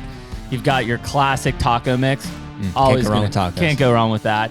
And then you've got your standard SPG in the orange can. Well, SPG and down the hatch. There you go. So right now, if you go to betterbackstrap.com, you can use the code HUNTR15, get 15% off any of your orders on the seasonings, and there'll probably be more coming out here throughout the year. Get yourself a Better Backstrap. On the pork butt, back on that. What if, so a lot of times I'll process the deer, but I'll grind all in like a single day. So, you know, I'll vacuum seal 5 pounds, put it in the freezer, and then eventually I'll get to like a 40-pound day and I'll just grind everything. Yeah. Can I cut chunks of that pork butt and then season like that and then put it all through the grinder? What would be the proper way of applying your seasoning? Yeah, you can do that. What a lot of guys like to do is post grinding. Okay. So you're grind everything. Yeah. So back to your first thing you said, I used to do that a lot. I used to, when I was packing my venison and I knew I was going to make sausage with, I would just throw pork butt right in with it. Yep. Then whenever I went to grind, it was already done. Already in there. Yeah. Okay. Yep. So after you have everything ground and mixed, season it, and then if you want to run it back through on like a coarser plate, to help mix it, just to mix it. Okay. But quite honestly, and that's like, I have to be careful how I say this. There's some really good information on YouTube. There's also a ton of bullshit. Just like everything. Just like everything. Yep. Okay. And that's probably where I learned how to do most of my stuff, or learned how to do it. Yeah. And it's from like, a cooking standpoint. Right. And it's like, so I mix it. I mean, our sausage, we mix it by hand. Like that was mixed by hand. Just wash your hands and mix it. And it's, I truly don't know. I mean, if you really get a better blend by running it back through the I've never run it back through. I have seasoned the chunks and run it through once, but I don't know. Now, yeah, in my opinion, I think it's better to post grind. Yeah. Okay, that's perfect. Usually a little cold water too to mix it. So if you'll, on the packet it has, basically it has instructions on it how we recommend, but it's a cup of cold water. Yep. Give or take a little bit, and that's going to vary. If you have more venison and it's a little drier, you're going to maybe want to add a little more water. Yep. If you have more pork, you're going to maybe add a little less water. Okay. Are you making YouTube videos on how to make this stuff? So I was like, not going to say I was trying to avoid it, but yeah, we're going to have a whole YouTube series because it's just here's the thing is like, you guys are both great at certain things, right? We like to think so. Yeah. Okay. And when you know how to do something, okay, like if I was like, Jared, I need you to do take it for granted. Yeah, you do. Yeah. Like I want you what you know. Yeah, you assume it's common sense. Right. Do a YouTube video on how to get biceps. You'd be like, oh, there's 100 of them. I don't need to do a video on that. Right. Yeah. Okay. But someone who doesn't know, right? They would talk to you. I'd be like, shit, I want to know how he does it. You know what I'm saying? So, well, this ties in very nicely to Jeremy and I obviously have a ton of management conversations. Yeah. And one thing that always comes up that every state is struggling with is we're not shooting enough does. No. And there's an incentive part of that, a season part of it, but there's also a processing part of it. Yep. I think a lot of people, they're just like, I don't want to do the work, or I'm not familiar enough. I don't know a processor. Yeah. And I'm sure there are channels out there, so I don't want to disregard whatever's out there, but it seems like there's a need. Yeah, there's definitely a need. And there are channels out there, and there's some good channels out there, but most don't focus on venison, though. No. They'll do everything else. Or it's a very commercial setting, or it's guys who are really good butchers, but they're kind of out of their lane on how to make shit taste good. Yeah. You know what I'm saying? Yeah. And that's where I'll be the first one to admit I am not a professional butcher. I can get it done. I know I'm competent at it, right? But my skill is making deer meat taste good. That's my skill set. Accomplished. Agreed. Yeah. Agreed. Yeah. Accomplished. Yeah. Okay, so that'll make sense. Here's the one that I've always struggled with is casings. What casing type did you use for this? Okay, so those are not available yet, but I'm working on. Oh, you are? Yeah. So because I've always got the LEM. Yes, those are all of those. Even brown casings. Okay, so what you want to try to find, which is almost impossible to find on the commercial market, and the problem is a lot of the people I don't want to say they lie, but they're fucking lying. Yeah. Okay, you want a pre-washed, pre-rinsed casing. Okay, which is very, very hard to find on the commercial market. Okay, and they're expensive. But yeah, if you go to your local supermarket, you can find a hog casing. You soak them in water. You prefer the hog casing? 100%. That's what this is. Because these synthetic ones, to me, that's where I lose my. Because number one, correct me if I'm wrong. If it's clear, you can't smoke it. If it's, I'll be 100% honest with you. I messed with synthetic casings one time, and I was like, I'm not eating this. I'm not feeding this to my kids. I'm done. I don't know. I'm not knowledgeable about it because I know that I'm never going to use it. Got it. Is it true? We'll never. Are the casings pig intestines? Yeah, that's what it is. 100%. Yeah, that's what they are. That's snap. That's what you were snapping, buddy. Yeah. Awesome. Snap and juice. I feel like I knew that was true, but I just didn't know. Yeah. If that's how they were still doing it, or that's the way that I've messed with a lot of the synthetic cases, and I've done everything I possibly could to think this is the way to do it, and I never get this. Yeah. I always get it's just there, and it's chewy, and then I'm my kids will be like, this tastes great, but then I look and they've peeled the entire casing off. Yep. And it's I'm why is it not binding right? Why doesn't it taste right? Yeah. So yeah, the pre-wash, it's just a hog casing. And I should say I get it from the summer sausage side. Yeah. Because I'm gonna peel the casing off anyway. 100%. Right. But that's where the fatty thing came in on me a lot, is I would have too much fat in those casings. So when it sat and I unrolled them, it's just a layer of fat. Yeah. And I'm like, what the hell? Why didn't this work right? Yep. So here, Jared, eat this. Yeah. We did. Okay. Yeah. We did eat it. Yeah, no, that's you want to use that makes sense. Yeah. That's very critical, I think. Pre-wash, pre-rinsed if you can find it, because if not, you've got to sit. I don't know if you guys ever messed with the whole hog casings at all. No. But maybe we'll do some YouTube this year together with it. But you got to run water. No, seriously, it looks you got to run water through it, and then it looks like you're Oh yeah, yeah, we get it. We get it. Yeah, I mean but fortunately, I've never had to thread more than once. Shows my friggin' mindset. When he said that, I'm like, don't worry, I'm whatever the word is. You're an expert. No, what is the word? Why can't I think that? You're sausage brained. Castrated is not the word. No. What is the word? Circumcised. Circumcised. Yeah. He's like, I don't know if you guys ever had to mess with hog casings. I'm like, stop circumcised. No, I was clipped. That's cool. But that I think that's a bit, because that to me is what makes this probably really, really good. Yeah. That synthetic is just not Big a good part feeling. of it. No. And so we didn't want to offer one for sale at Better Backstrap until I have the one that I want to sell, basically. What is the process for those? Like, I assume I'm assuming there's some hog processing. Like, so when they butcher the hogs, they harvest the intestines and they have some process for. It's a byproduct. Do they cook them beforehand? Do they like dry them? They come in like almost like wash and rinse. Well, no, most ones you buy are not wash and rinse. They're washed, but they come in like a I've salt. seen that from like an LEM. It's like an assault or I guess for preserving. Yeah, right? and you got to rehydrate it. Then you got to soak it in water for whatever an hour, and it'll kind of rehydrate it. Yep.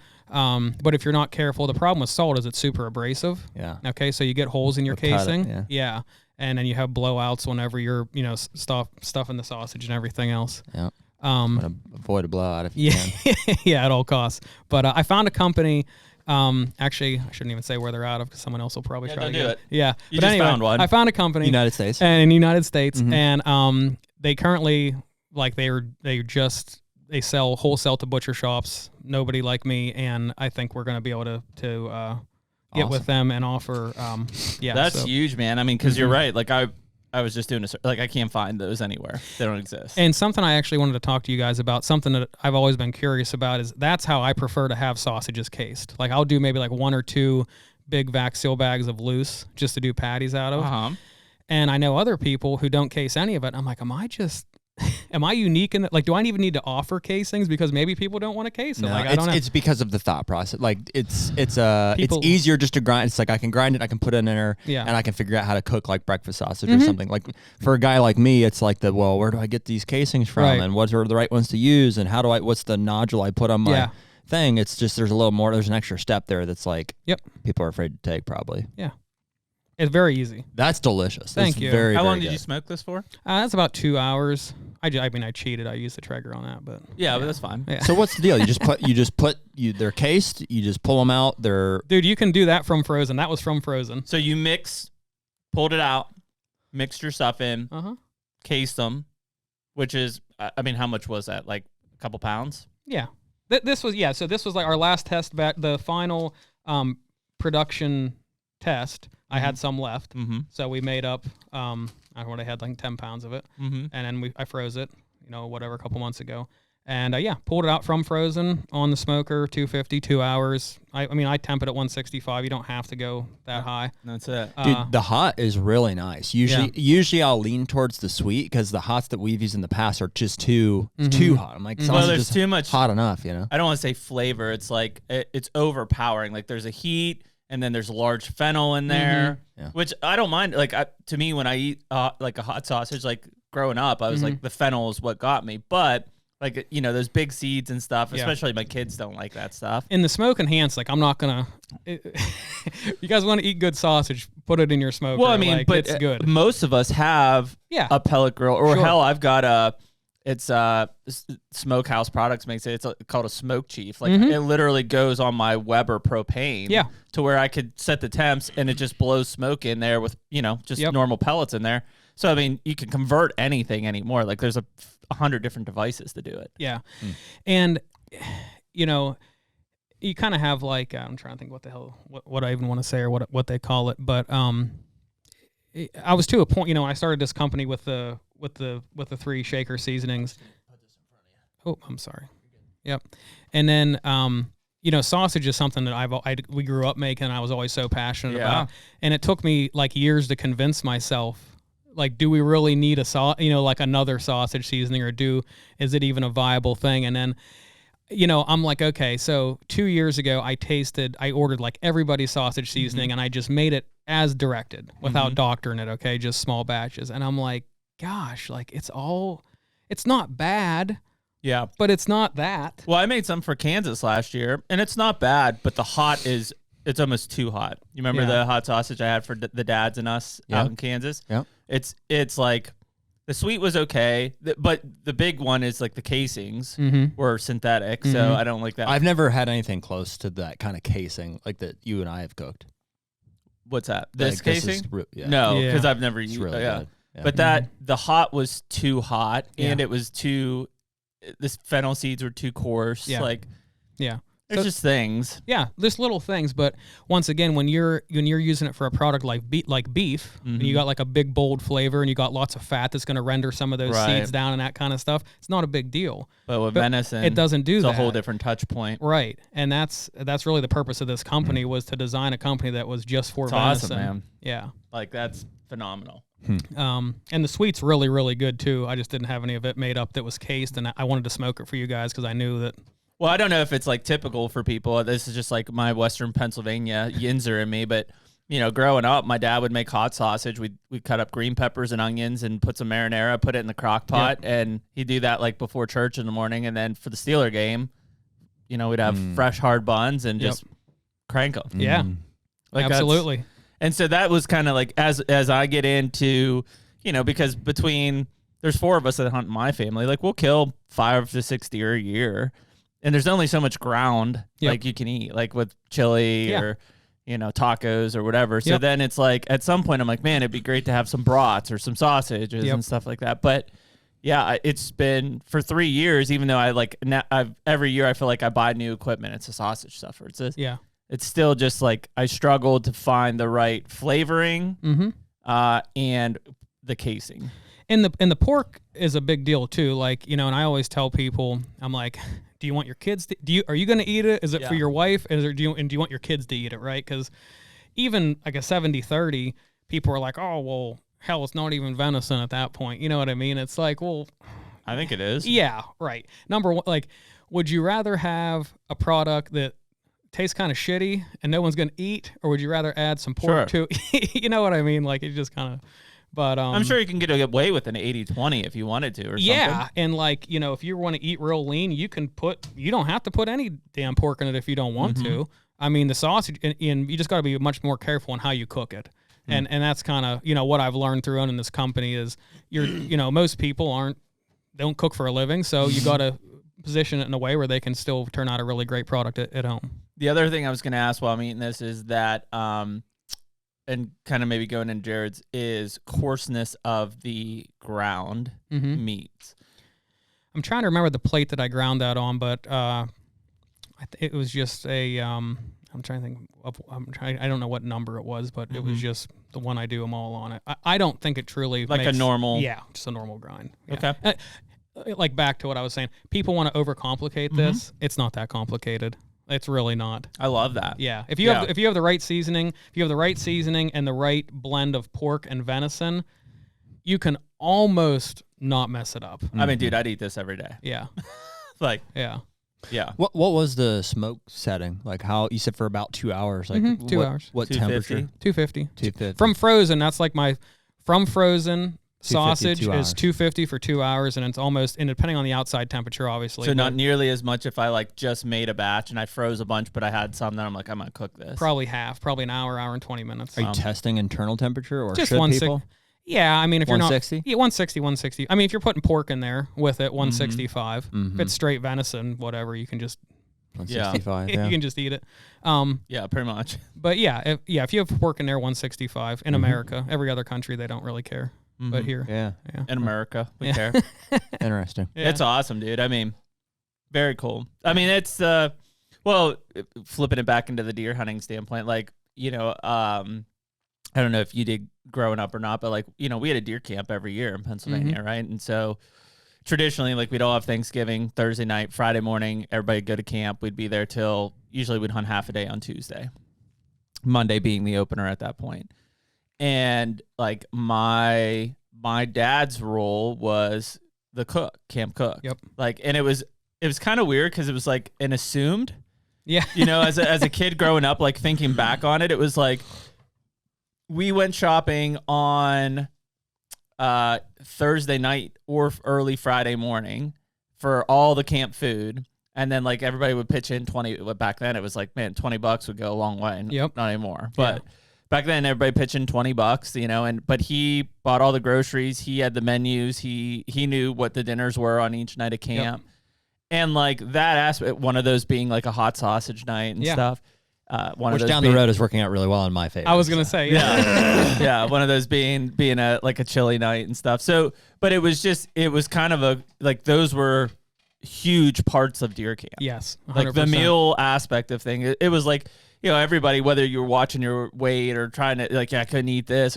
When you got to deer camp, you know, we were walking around with like half slabs of pepperoni, just like, you know, biting He's like, it's against my diet. You're like, you're 4 beers deep anyways. What are you talking about? All bets are off. And so, but that was food, I think was such a big part of camps. And I think still even is like on a lot of these hunt trips and stuff and just adding to the experience. But when you would come home, like my mom was raised on venison mainly because I didn't have anything else to eat growing up.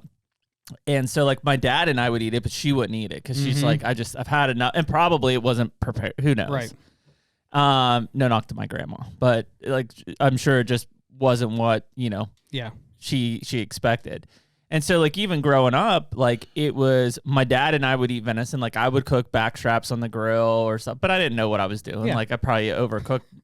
I know I overcooked most of them, you know, but that was just the style. I think now because of how people are thinking about sustainable eating, not to mention like the price of groceries and stuff. Right. It's like people really want to have a better experience with their venison. You know, it's not just like, you know, I'm going to cook a couple steaks on the grill, I'm going to overcook them. And it's like, it's a big part of their meal plan throughout, you know, a chunk of the year. Yeah.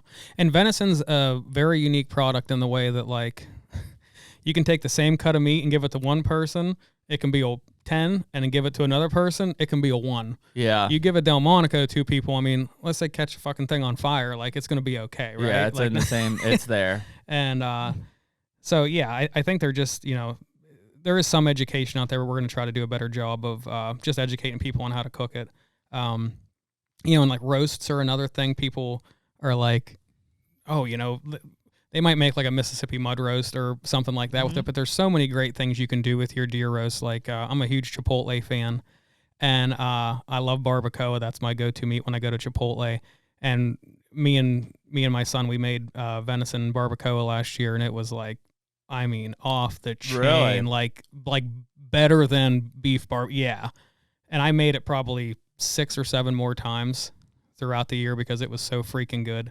Damn. Yeah. And you make like, you know, a couple big roasts. Hell, you can eat it all week. And you can do a lot with it. Like you can do tacos one night. You can do bowls one night. You can do, you know. So I know we do like, we do French dip a lot with our roast. Yep. Like probably at least once a month or so, depending on what we have. We'll do like a normal, just roast potatoes, carrots, kind of old school type of that. Those are kind of our big ones for a roast. We used to do like a spicy, kind of like a spicy beef, like pulled, you know, roast beef sandwich type thing.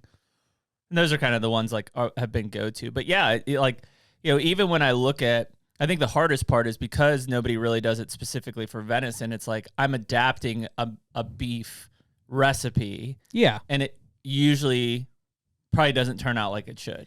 And it's, you know, we are in a world of specialization now. And I think our thought was always like, well, do we really need that? It's like, I'm sure you guys have lugged 25-pound steel hang-ons through the woods and hung them and killed deer out of them, right? But rather put a 10-pound lone wolf on your back and, you know what I mean? Like, it's the same, kind of the same thing. Yeah. And that's, you know, through this process of starting this company and doing all the test batches and the revisions and everything, I was like, man, like this is something nobody else is doing. Like these are designed, you know. No. And like I said earlier, the grind size was really like what I figured out with venison. I do think that, you know, tying back into like our doe conversations, like people would shoot more does if they could prepare the final meals in a like more highly desirable way. Yeah.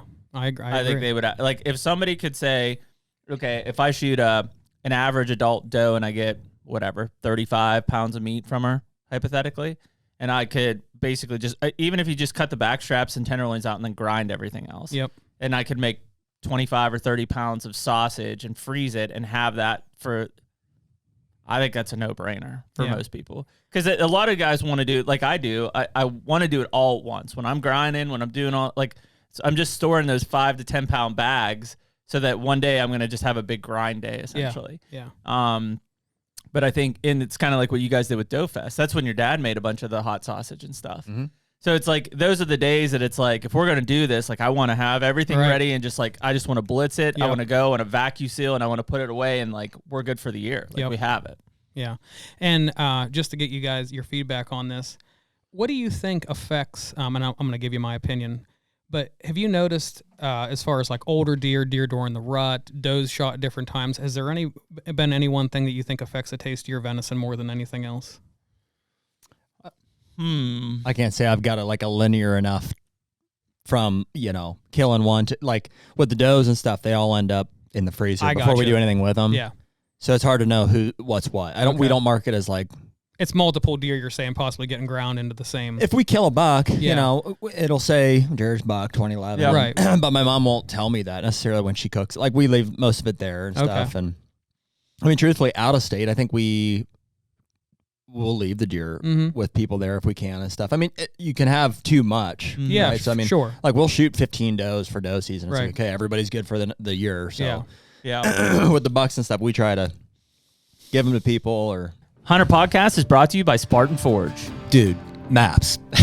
Mapping, right? Yeah. It all starts with a map, a visualization of a new property, into the fine-tuning of, different food plots, different habitat projects, where those are going to go, all the way to sharing pins and looking kind of like beyond the layers with something like LiDAR, which is, exclusive to Spartan Forge as of now. Yeah, and whether we're looking at it from a management side to put in food plots or switchgrass, or if we're taking a run-and-gun public approach on Kansas, it all starts with a map. It starts with a strategy there. You and I are going to have our own Blue Force team, which will allow us to run our own devices, but be able to see what you're adding or what I'm adding to that single map, which is really going to be critical moving forward this hunting season. That's right. So if you're looking for a mapping software to try out this year, or maybe you're just like not getting what you need out of the one you're using currently, Bill's offered us a promo code of HUNTR20, HUNTR20, that you guys can use to get your own subscription up and rolling. Check out Spartan Forge, download the app, use that promo code, and we'll be using that this year. Make sure you check out Spartan Forge.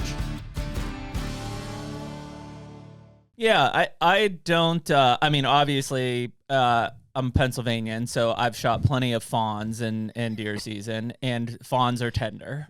They're delicious. You don't even have to cook them. You just pull tender boys right out of there. And just eat it. Yeah, it's just like little raw sushi. Spritz a little salt on there. Yeah. Off the elbow. Yeah, and so they're tender. Beyond that, like, I don't, like, people say, oh, you kill them 5-year-old bucks, they don't taste good. I eat the shit out of them. Yeah. I've got no, like, back straps and stuff. Like, sure, I think, you can get into this, but I mean, you pull a roast off of a 5-year-old buck, it's giant. It's big. And frankly, I've got 4 people in my family to eat. Like, I'd rather have that than a roast that's this big that, we won't have any leftovers on. Yeah. And, the reason I brought that up was, like I was telling you guys, I kind of just came into the not shooting 2-year-olds, and but welcome. Yeah, you're welcome.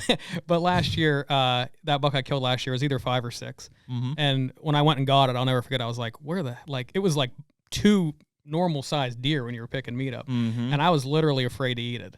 I was like, God. And I typically do my deer myself because you thought it would be bad. Because it was an old buck. Yeah, because it was like hands down the oldest buck I've ever killed, like without a doubt, right? And I couldn't do it myself because it was our last concessions event of the year up in Franklin. So I had to take it to a processor. But anyway, I got it home and I'm like, oh God, like we're gonna this is gonna be a test for this seasoning here, and I cut the back straps off of that.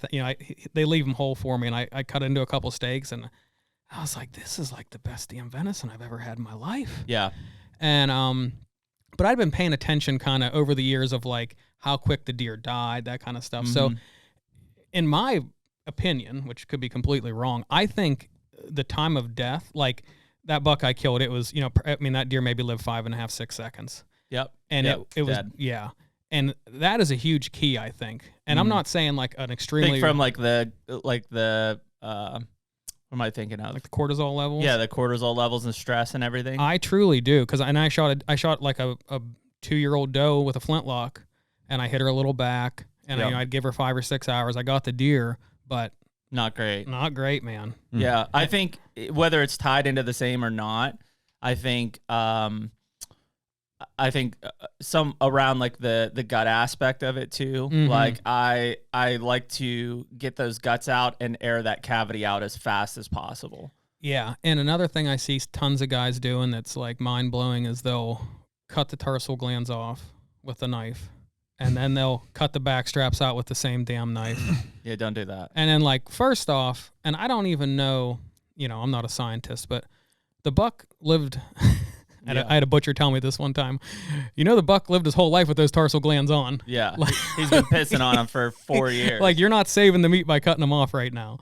And is that why you do it? To try to save the meat? A lot of people think that you want to get cut the tarsal. There are glands you do need to remove. 100%. Yes, there's glands in the hind quarter. You want to get those out of there. Yep. But people when think, you're pulling deboning and stuff, Yeah. there's certain glands within those tissue structures that you do want to pull out quickly.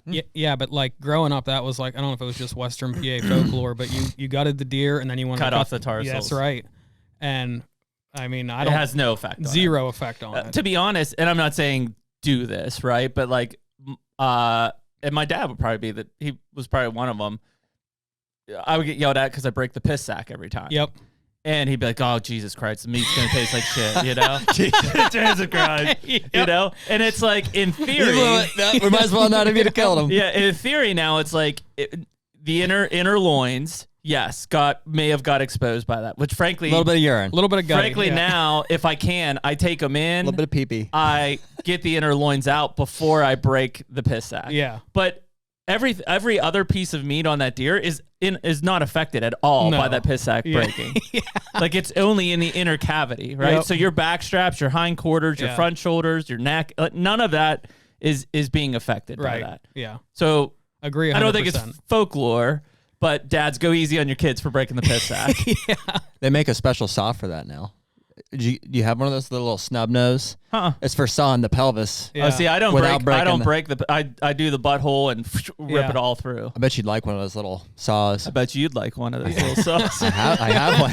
I do. That's why I bought it. It's for sawing that pelvis. Yeah. And then you don't break the piss Then sack. you crack it open and everything goes. You got to be careful though, because like sawing, you can break the piss sack, and you can like. See, the only thing I don't like about sawing is I had a bad experience. Who knows when? Somewhere in my teens, while I was still getting deer processed, that they took the hind quarter and they would saw the steaks with the bone in it, with the bandsaw. And there's like flakes of bone all through the meat. Yeah. And it was immediately, I'm like, this is terrible. I don't want to ever do that again. Yeah. And I mean, you can have some gutty inner loins too. Like, you've ever ate an inner loin where, like, you gut shot the deer, hit it in the liver, even hit it in the liver. Sometimes you're like, I pull those inner loins out. Like, I may leave that deer. We'll talk about this in a second. I may leave that deer hang overnight or a couple days or whatever, depending on weather. But those inner loins are coming out when I gut. Yes, 100%. I remove them immediately. Even if I just vacuum seal them and put them in the freezer or whatever, they come out right away. Yeah, because they can get gutty.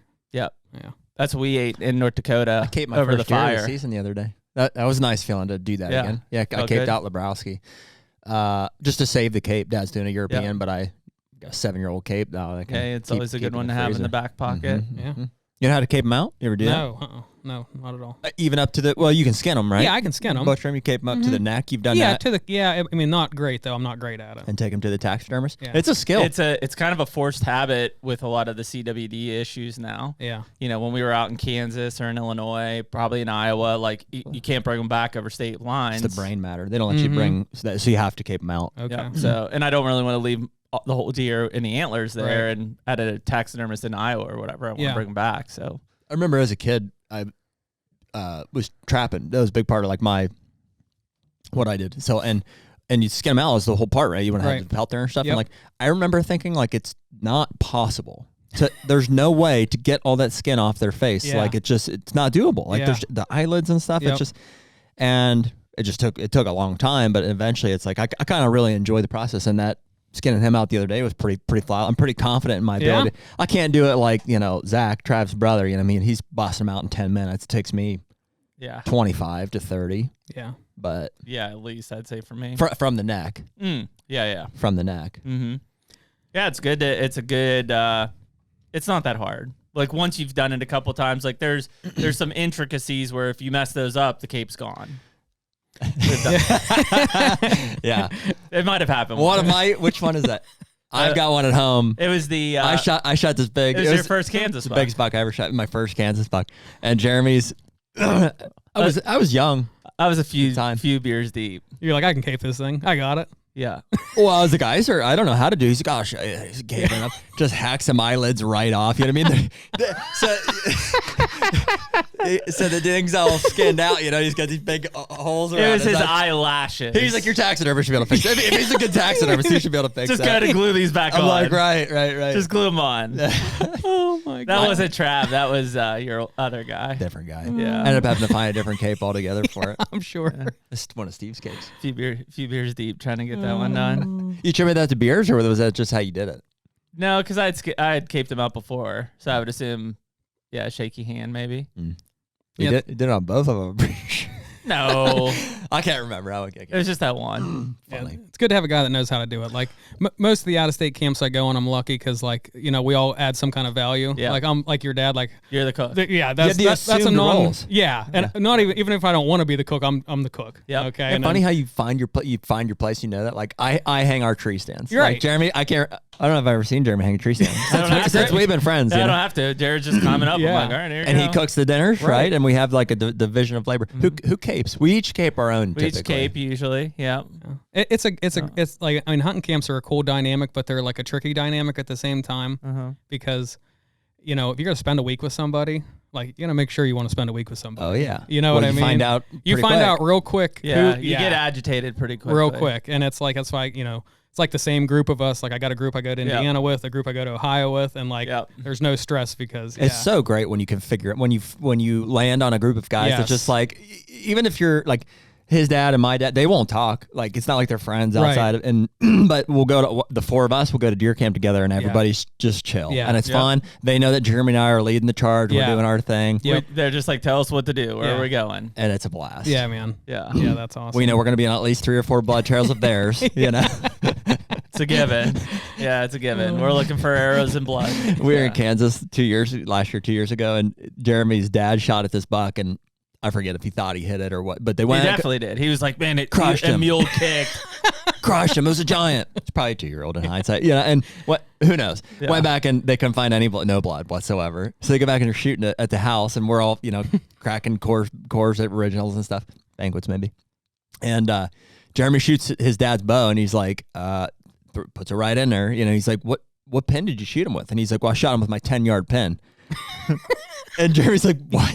Like, dude, you don't have a 10-yard pin. What are you talking about? Yeah. So, and the deer was at whatever 30 yards. So he's, you know, whatever. He's a 20, shot him for 40, something like that. Shot right over his back. Yeah, it was like in outer space. He's like, oh, well, I should have told me. You know, I don't know. Yeah, he's still shooting his old wooden compound in his head. Yeah, back to Yellowstone. Yeah. Take a nap. Yeah, back to Yellowstone, take a nap. You guys making lunch? Let me know when lunch is ready. Yeah. No, it is. It's funny when you get into those situations like that. But it is. It's definitely a dynamic of camp and yeah, I mean, it's even why, like, you know, there's a bunch of guys like Steve would go to an outfitter. It's like the same guys who were in camp every week. Like they didn't know each other, but besides being in camp, but there was enough of a, you know, an interaction there where it's like we should all just keep coming back at the same time. Right. Yeah. So, yeah, I mean, I think that's a huge piece of it. But yeah, the camp dynamic and you know, and again, we talk about our like Midwestern and Northern camps. Those are a lot different than if you're in the Southeast where you're on like, you know, paper land with 100 guys and like you may be hunting like you may be 20 minutes from camp, right? But that's the least. That's where everybody's at. So, yeah, it's a different ball game. But I do think that number one, we've talked about this a bunch of times. There's not nearly as many processors anymore, so you better learn probably how to do it yourself. Yeah. In fact, like I know I'm on several of the groups here in PA, and like guys will say, "Hey, I was just at so and so's processors. They're not taking anymore. Yeah, they're full." And it's like, boy, if you don't know what to do with your deer, like growing up, that was never an issue. No. There was, you know, a dime a dozen type of thing. $60, you got your whole deer cut or cheaper. Now it's like $100 to $110, and it's hard to find one, and a lot of them are full. And even at that, it's like I feel like they can't really charge what they need to charge, which is why there isn't a lot of them. Like $110 to fully cut up a freaking deer. Like, are you kidding? No. I mean, you know what I mean? Like, Yeah. it's not that much money for the amount of work, really. And It's a lot of work. It's a ton of work. And if people have never done it themselves and they're like bitching about the price to get a deer process, it's like if you've ever done one from, hanging there with the hide on it to vacuum seal end, like $110 isn't all that much money for the amount of work that guy's doing. And a lot of times people agreed. will bitch about the taste and stuff of that. I think it's not necessarily on the processor, although we've all driven up on a processor where there's a stack of deer outside cooking in the sun and it's 70 degrees out. Right. But how people handle their deer from the time they harvest it. I mean, I've seen some guys just pure butcher a deer from a gut job, cutting stomachs open, leaving it, oh, it's only going to be 65. I'll just leave it hang today. No bueno. Yeah. And that's not good. Don't do that. I don't care what kind of seasoning you have. It's still going to be shitty. It tastes like shit at the end of the day. Yeah, no doubt. So, I mean, I guess on your side, do you let your deer hang or anything? If I can, yeah. I have some pretty big commercial refrigeration, so it's nice. I can usually just let them swing in there for a week or whatever. That's awesome. I need to get one of those. Yeah. You can build one. Like the Cool Bots are cool, and they work. Yeah. I mean, the Coolabuck thing? Isn't that a PA company? Coolbot. No, yeah, Coolabuck is. I don't have one of them. I used to have a Coolbot that you use an air conditioner. Yeah. But now I have. Don't you have one of those? I have them built in Ohio. Yeah. Yeah. Is that what you're using? A Coolbot? I don't know. That's just the thing that overrides the air conditioner. Yeah, it takes the old restrictor plate off. Yeah. The old restrictor plate. Yeah, that's it. But dry aging a deer, you're gonna lose. A lot of people will dry age their deer and then they don't cut the cure off the outside, and then they're I don't know about that. Yeah, no, but they're people just because they're uneducated. It's like, oh, I know I need to let my deer. You know what I'm saying? But they don't understand. Like you got to get that dry. Yeah. I mean, I assume it makes a big difference, right? It makes a huge. Well, yeah. Because people will say that they're like it doesn't, and I'm like, well, it's then like why would like you eating the wax on a summer sausage. Well, no, I'm just saying from a dry age perspective. Like, why would you dry age beef? Like, clearly, it's got to have some effect on the meat. In my opinion, 100%. Now, if you're just going to grind your deer, don't dry age it. But if you're going to cut it into steaks, I mean, if you have access to something, if you can let it hang or put it in a cooler or something or a refrigerator for a week or 10 days. It'll lose a lot of moisture weight. Yeah, like 20, 30. I mean, a lot. Yeah, like 20% roughly. Yeah. Yeah, I haven't tried that like enough, and part of it is keeping it cool. Like, fortunately, when we were growing up, man, dude, I could leave a deer hang for a week outside because it never got above 40 degrees. Yeah. Now it's like 82 every other day. I'm kind of surprised nobody's done like a service for processing, like a mobile, travel like service? a mobile service. Like they come to you. Like think about how Mike's doing like drone deer recovery. I mean, if you just had like a base level of like certification to say, hey, they passed the test, like they're approved by our brand here. Just here's the. You wouldn't even need that. That's a really good idea. Yeah, just like and then so you just say, hey, call. Here's the website, here's the app or whatever, and just like check it in. They can come out within if they can be there a few hours or if you have a way to refrigerate it that day, and if they can take it from hide on to vacuum sealed or even I don't know if they would grind it, or even if they picked it up with a refrigerator truck, just picked it up and put it in the refrigerator truck and then delivered it back to you. Shortly after we had this conversation, we were joking about like I like that somebody idea. should buy the state of Ohio should buy Schwann. They just went out of business, I think. Yeah. So they have all those trucks, for some sort of like a processing. Yeah. Who else was it that program. I just Missouri. Michigan. So Michigan just got a like $500,000 grant for their like hunter sharing the harvest or whatever it's called, and they're buying several big refrigerator trucks. Wow. Yeah, that's smart. awesome.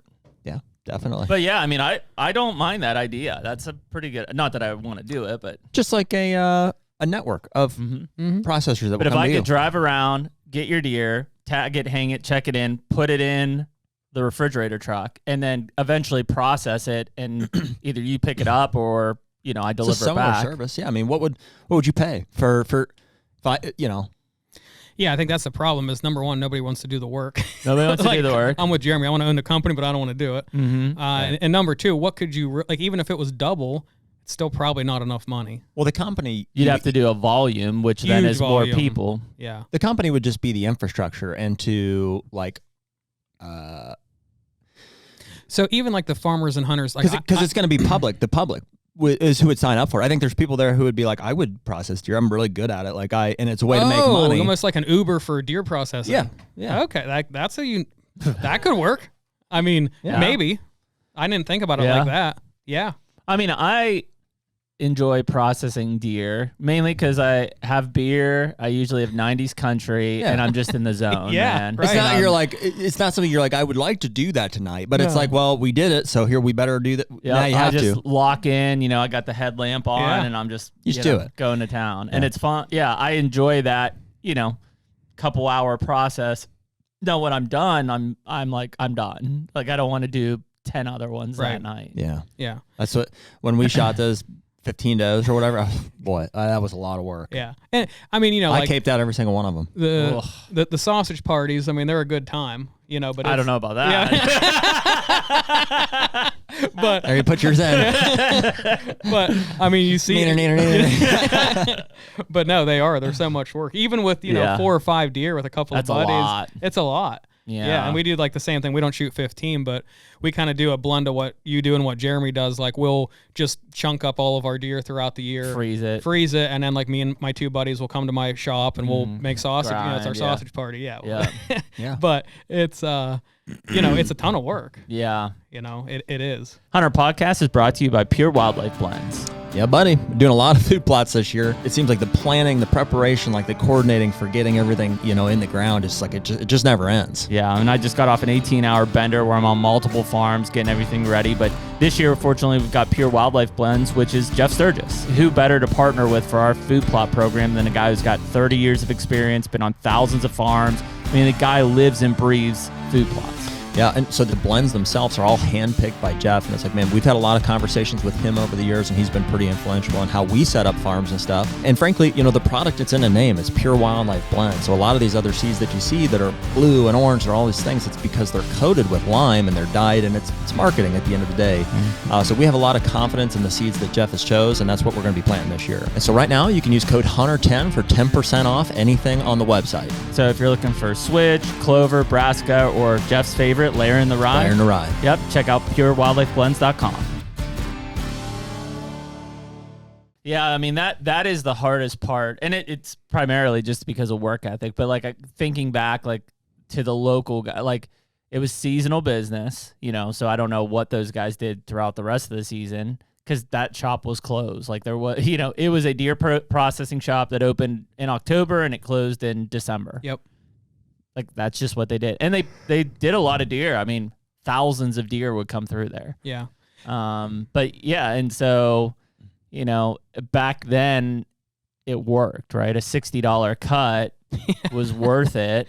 Yeah. And they made enough money to where it was like, if we do whatever, even 10 deer today, right? I mean, that was $600. Yeah. If there was just a couple guys, like, I think $200 in a day was decent money back then. Yeah, it was great. Now, like, that doesn't even get you groceries. No. Yeah, and there's a processor by me that you can take. We donate some deer to the whatever FHFA. Yeah. And now you have to get them tested for CWD. And I was talking to him, and he's like, "This is really." Yeah, it's getting tough. Getting in the way. Well, yeah, because a lot of the guys, when I was there, and I'm pretty lucky. There's a CWD drop like maybe 20 minutes from my house, so I didn't really care, but. Just when I was there was 3 people that said, I want to donate a deer, and he told them, and all 3 of them said no. So, like, yeah. Yeah, I mean, any obstacles in it is killing the momentum. Yeah, and, especially in 2D, we had, I think, the most doe tags of anywhere in the state. Yeah. And, like, I have 6 doe tags or 5, however many you're allowed to have. My son has 5. Like, you know what I mean? We can shoot whatever, Just 18. mow 'em. Yeah. But, yeah, then what are you going to – you got to do something with them. So, I'm like, okay, well, we're going to donate at least, 5 or 6, so we need to take some doe anyway. But I've been trying to be aware of – because the question was why aren't guys shooting does? My thought process, like why I've had opportunities in does and stuff, and it's been solely – out of not wanting to hurt my odds at a buck. Mm-hmm. Yeah. And you guys have touched on this, but I like the thing that's so glaring to me that I don't understand why these states won't fix is I grew up with Jeremy same time period when we had that doe season. Dude, it was like it was awesome. Game and everybody was pumped too. No, people weren't we were dreading shooting excited. does. It was like the most exciting.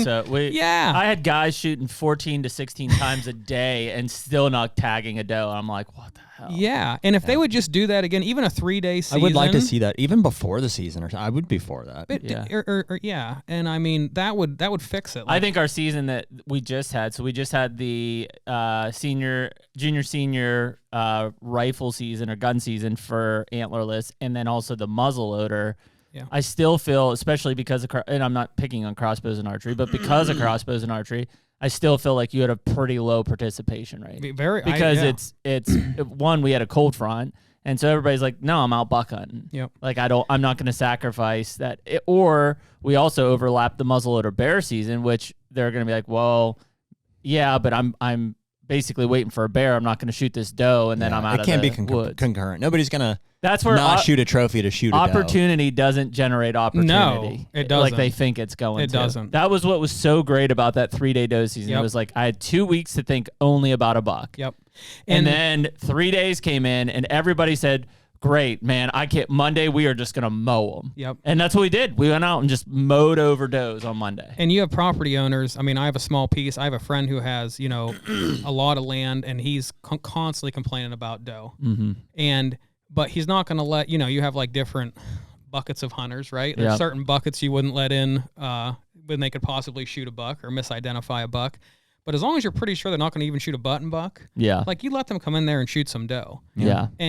But they're not going to let them come in if you can shoot a buck too. There's people who just can't turn them. They just can't say no. And frankly, I don't even get that worked up anymore if they shoot a button buck. Yeah, I'm like, okay, it happens. Yeah. Like I'd rather you not, but like I'm not going to make a big deal about it. But from an access standpoint, I would let people come on my 60 acres and shoot doe during doe season. I mean, as long as they're not going to drive. Like if I'm like, sit here, there's going to be 8 come out tonight. Pick the biggest one and kill it. Yeah, but if buck's on the radar, even it's game over. And that's the huge. I think that's really the only. I mean, like that's the difference of why the does aren't getting killed. I think that one, and again, I'm not going to be what's his name, Al Gore and the climatologist here, but like it just seems like it's just warmer. Yeah. And I just don't. If I could shoot does, throw them in my truck, hang them for a couple days, process them at my leisure, type of thing.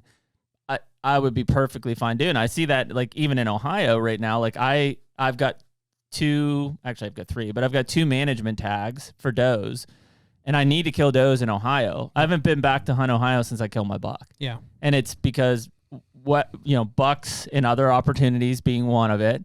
And then it's just been weather. It's like when I've had a chance to go down, like this week I could have went down, it was gonna be 80 degrees. Yeah. I want to go shoot 2 does, and then I can't even bring those 2 does back in my truck to Pennsylvania to process them. I have to cut them up before I bring them across the line. Yep.